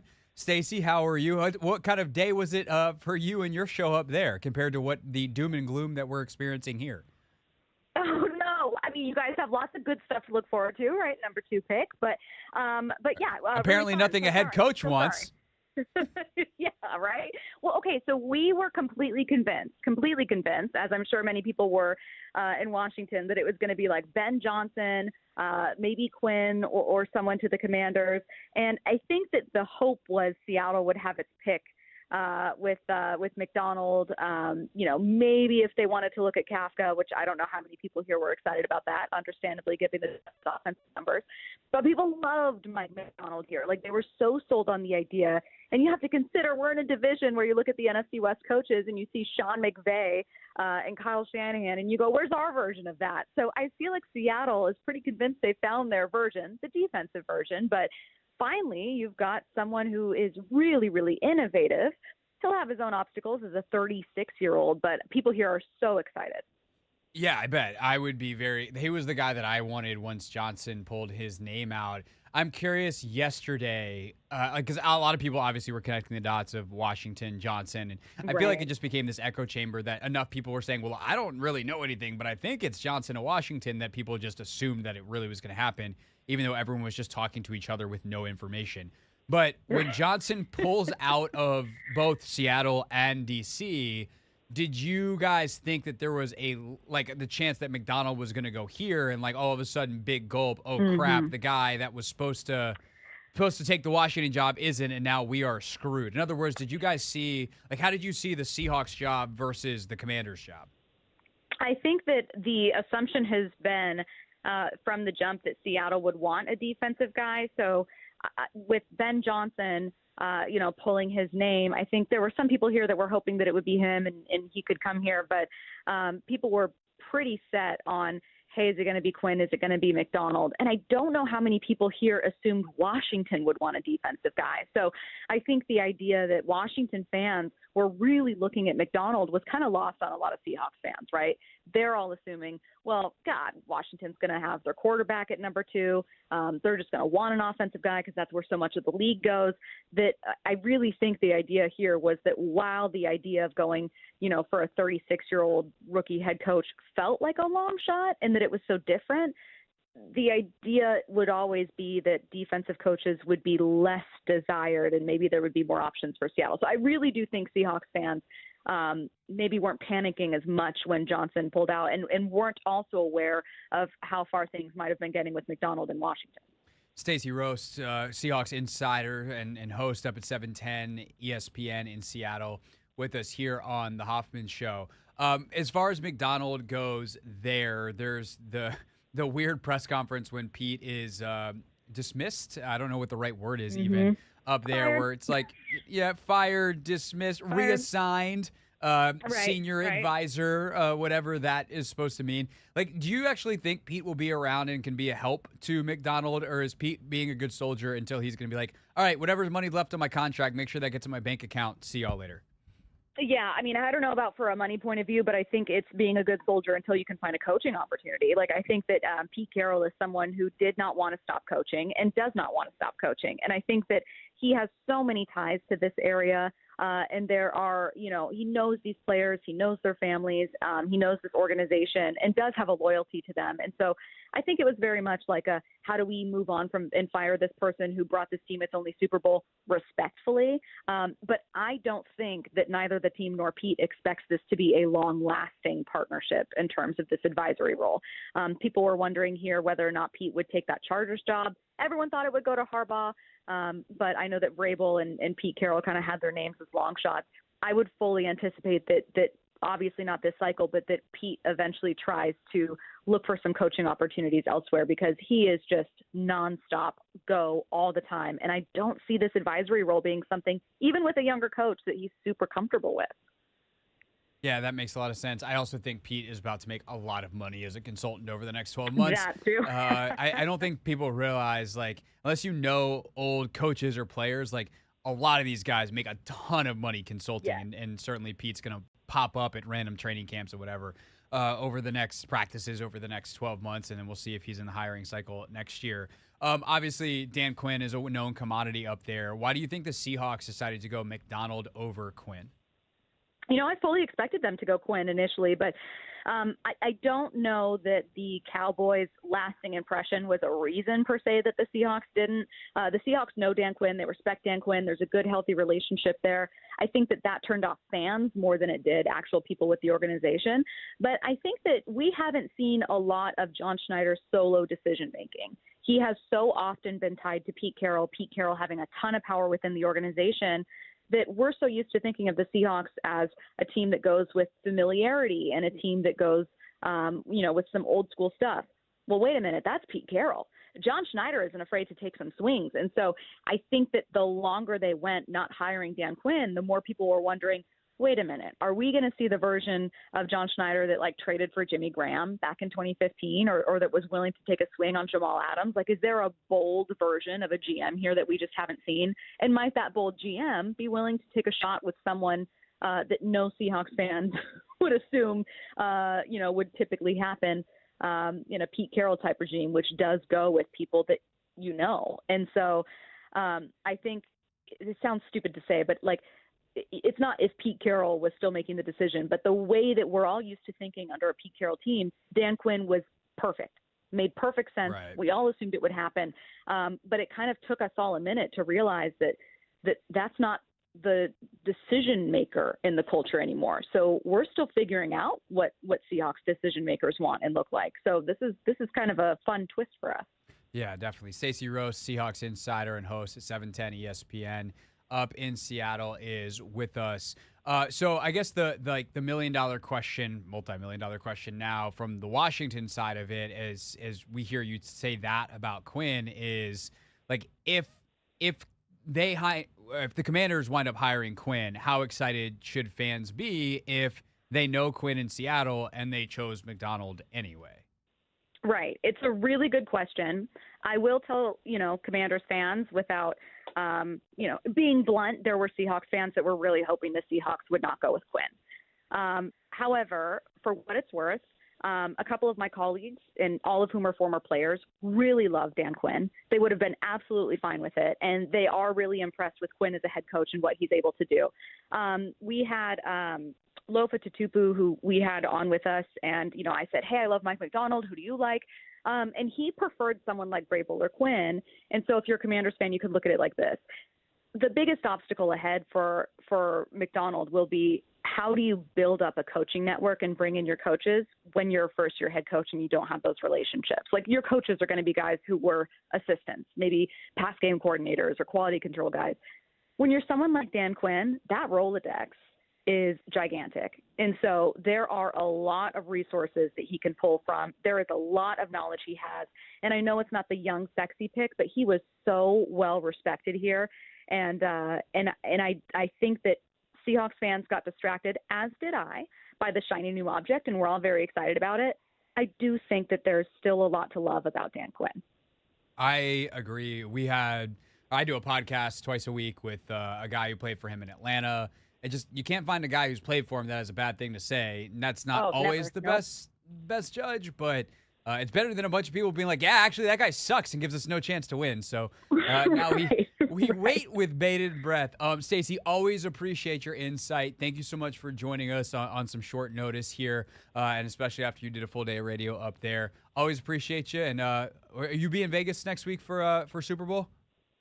I will not, unfortunately, be watching from home, and I will outright say I'll be rooting for the Chiefs. I got to be honest with you guys. So sorry about that. I mean, I'm not offended by that. Yeah, that's true. Yeah, I don't know. I'm not many people I'm running into are like rooting for the Chiefs, I guess. But I feel like the Chiefs are reaching their villain era. This happens to every dynasty. Like it is turning for all kinds of reasons that would take many, many hours to unpack, and some of which would get me in a lot of trouble for crossing and touching third rails that we don't go to on Sports Talk Radio because we like keeping our jobs. Anyway, the point is, Stacey, I won't see you in Las Vegas on Radio Row, but hopefully we'll run into each other down the line, and thank you as always for your time. Anytime. Bye. All right, that is Stacey Roast with us from 710 ESPN in Seattle. So there it is, the scoop on Dan Quinn and kind of how Mike Macdonald wound up there. And I think one of the most interesting things, frankly, she said there is, does like John Schneider become a very different GM without Pete Carroll putting the kibosh on some more bold moves? Because like some of the stuff that they've done over the years has worked, and like the Jamal Adams thing has been a disaster for them. Not really anyone's fault. It's a lot of injury related, but still, that could be a very interesting thing to watch that organization turn within a very tough division out there in the NFC West. All right, when we get back, though, we turn things towards the hardwood, and Dave Johnson joins us ahead of Wizards and Clippers tonight. It's the Hoffman Show on the Team 980 and always live on the free Odyssey app.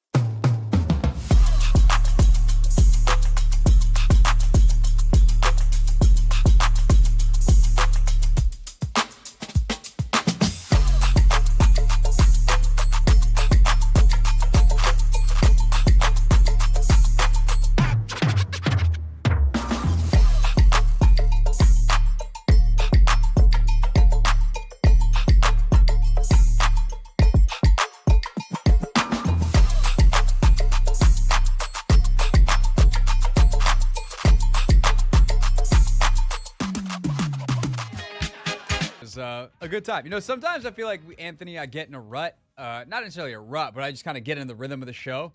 And you do a great job of snapping me back to being present with whether it's a funny, not a funny intro that you play, a song that kind of changes the mood, whatever it is. You do a good job of that. You keep me on my toes. I try, man. I try because I got to pick myself up sometimes, too. Yeah, no, it's great. You know who always picks us up? I think Dave Johnson. Dave Johnson.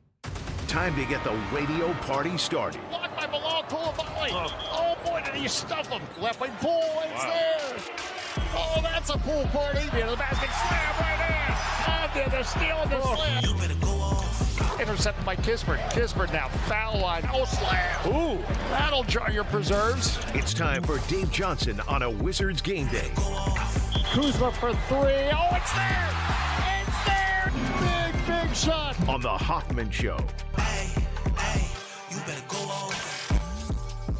All right, we go to Capital One Arena where Dave is in the broadcast booth. We're in, I don't know, it depends on the metro, Dave. 45 to 50 minutes. Hopefully I'll be sitting there somewhere next to you. Well, hold your tip. By the way, celebrate. It was great to hear Kool and the Gang coming back. Always. The craziest concert combination I think I ever went to in my life. I took my son to this concert because I wanted him, like all fathers do, to force feed and make them relive your childhood. Right. So it was right here at Capital One Arena. Uh-huh. It was Van Halen, the most recent of the last I think their last tour, obviously.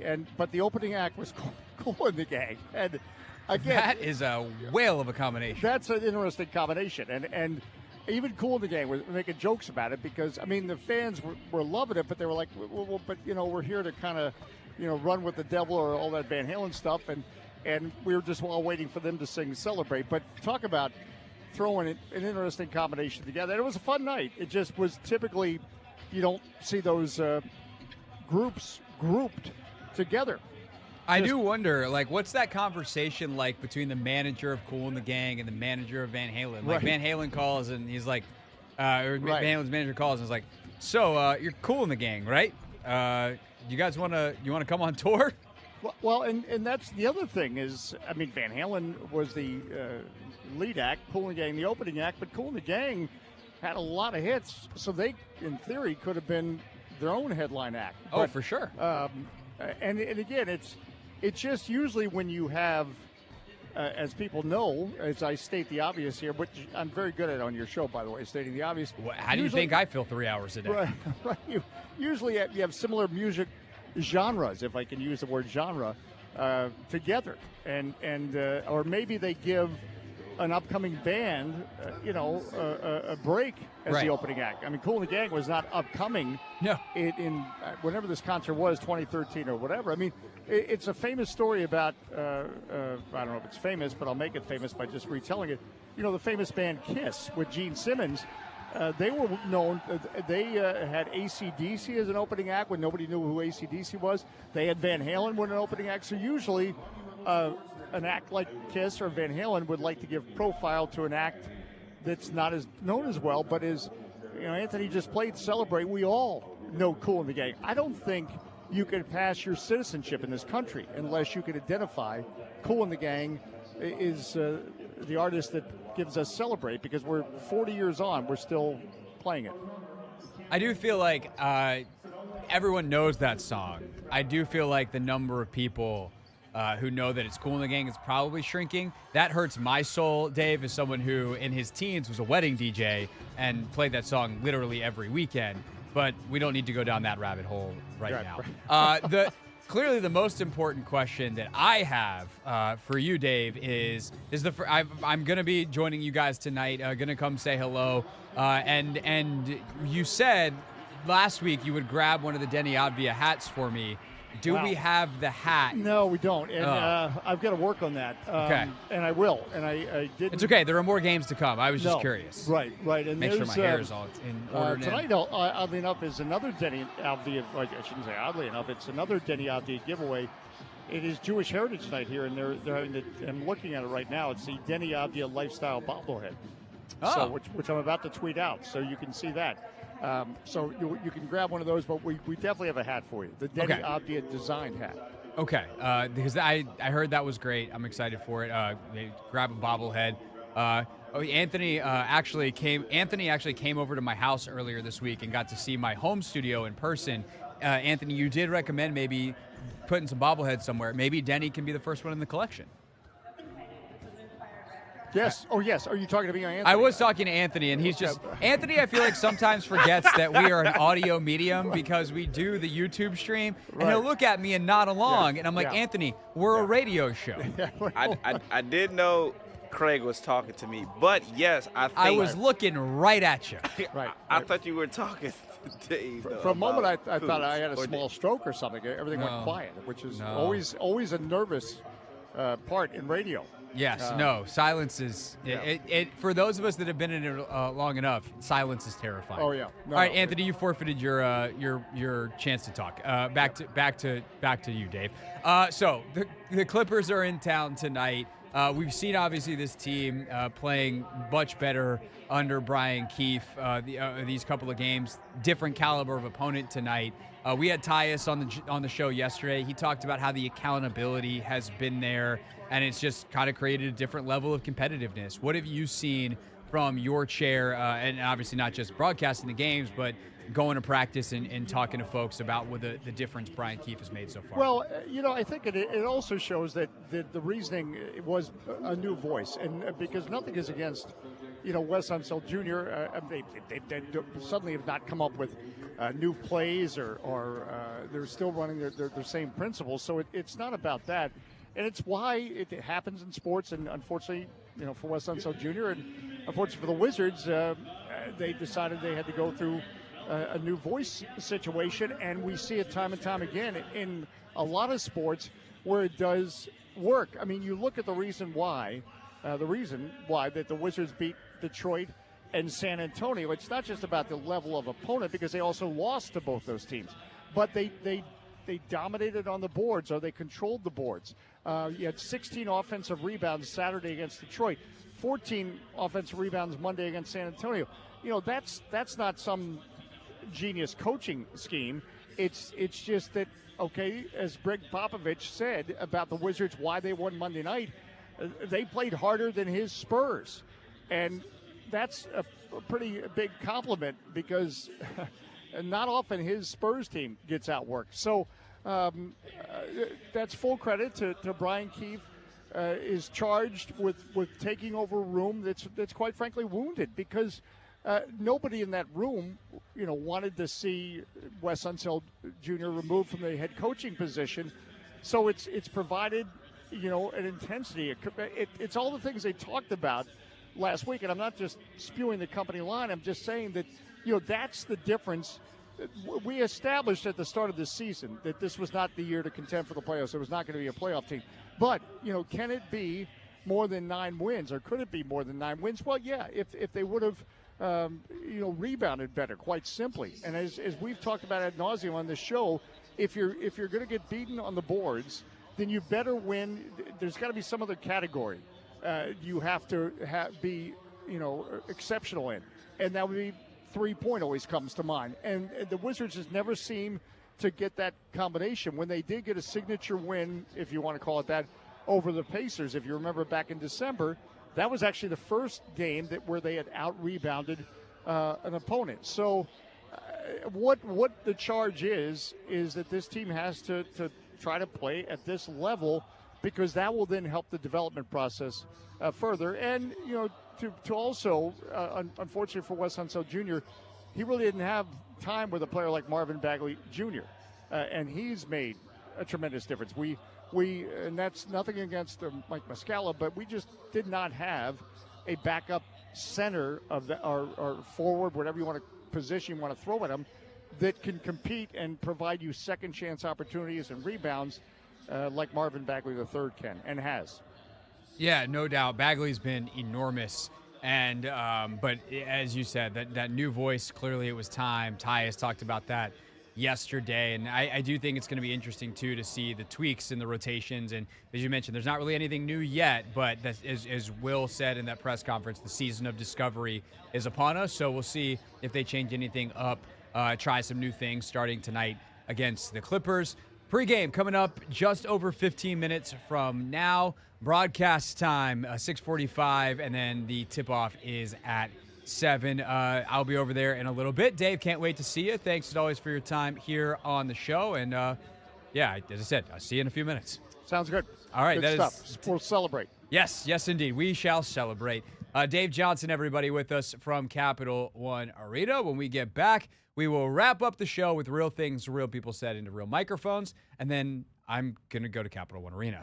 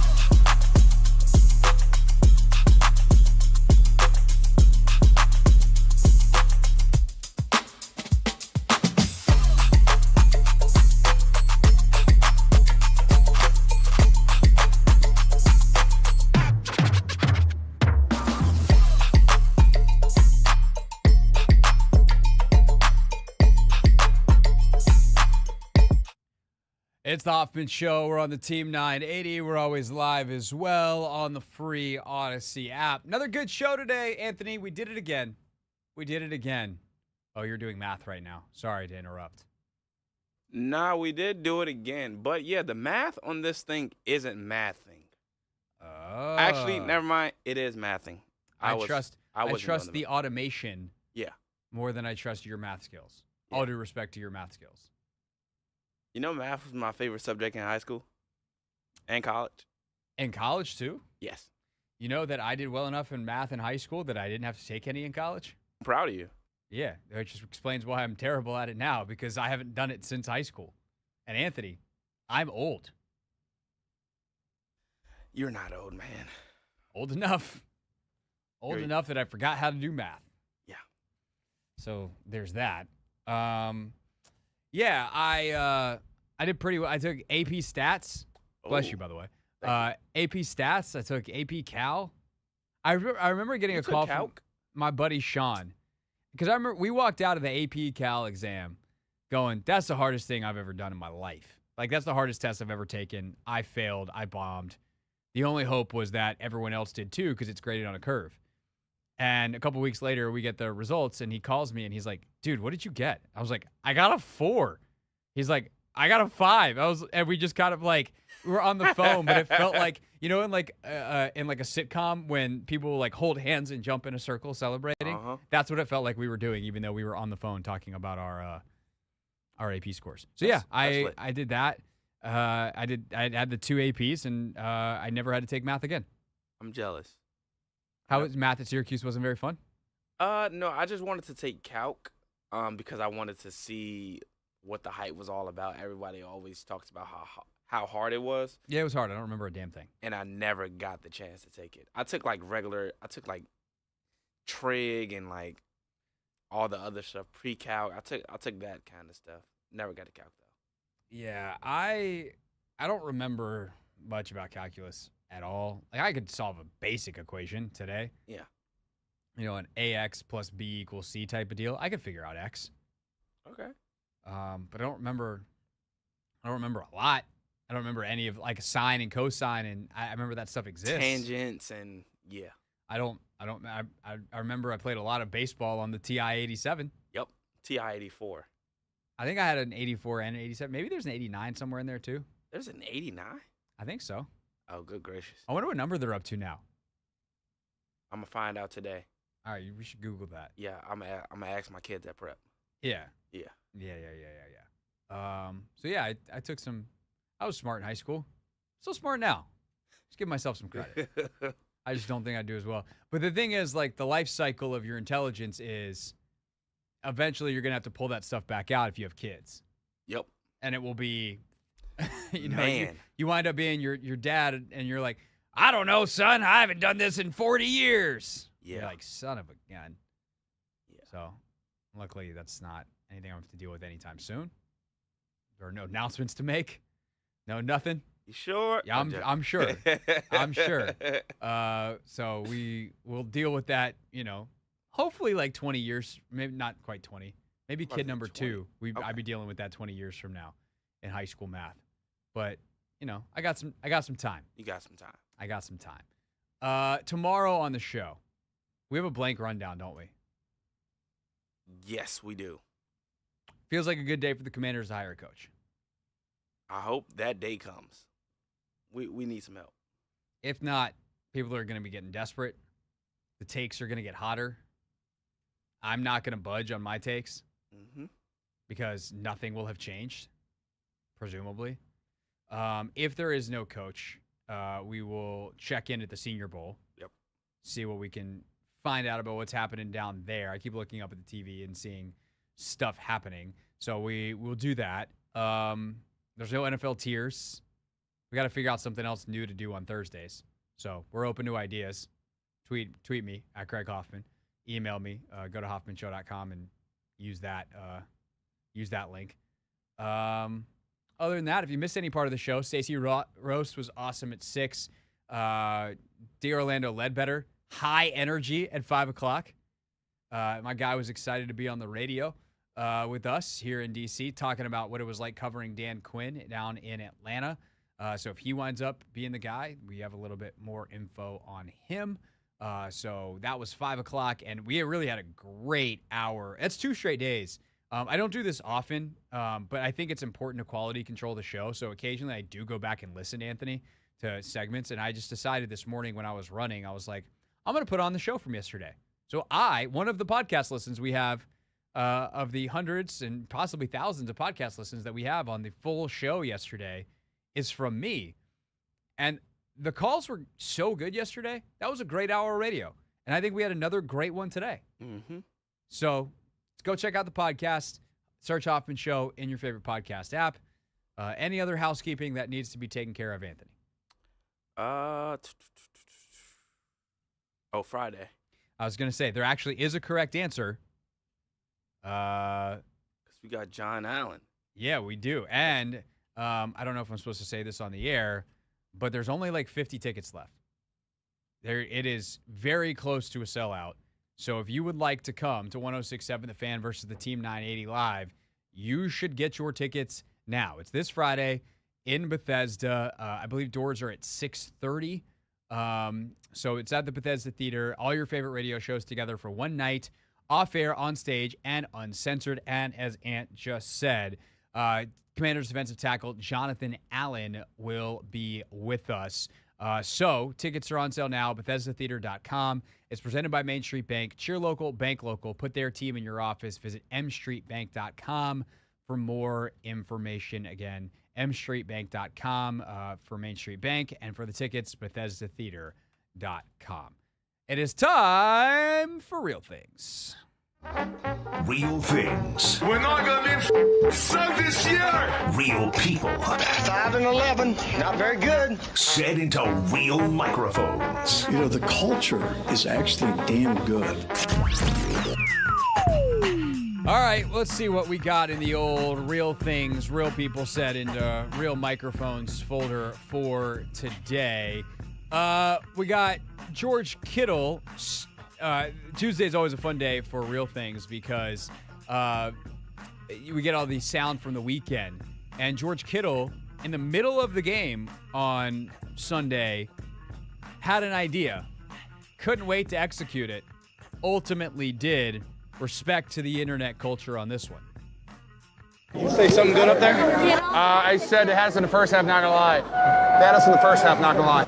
So someone asked him what he said on the podium, which is, they had us in the first half, not gonna lie, which is a very famous internet meme for the uninitiated.